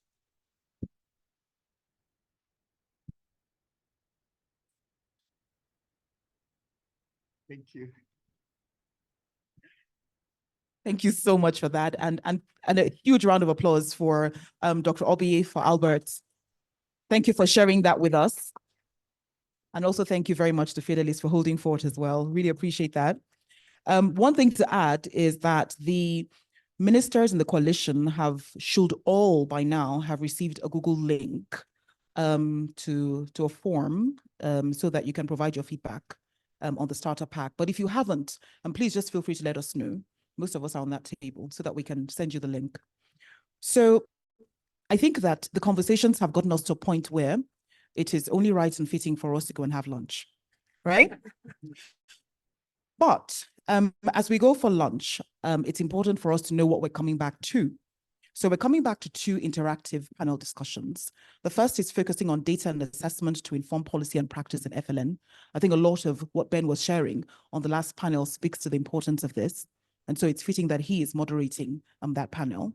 And we have a second panel on early childhood learning and also early grade learning, sort of joining the dots there and asking the question, what works for younger learners? And Wangani Taulu, who is a regional advisor, Eastern and Southern Africa Regional Office, is going to be moderating that particular panel. So we're looking forward to having both of them. As we go for lunch, please remember, if you haven't done this already, if you haven't scanned yourself in, please kindly do so that we can know who's here and continue to keep in touch with you. I'm also hoping that everyone has received a lunch coupon at this point. If you haven't, please, can I just see your hands? And more importantly, let the people at the back see your hand so that they can give you one, because we are going to go for lunch now, right? And lunch is going to be, I think, on the ground floor, right? That's where the lunchroom is. We're going to aim to be back from lunch at 1:30, so about 1:30. I hope you enjoy your lunch, and I hope everyone is able to come back promptly so that we can move on into the conversations that follow after lunch. Thank you very much for being with us.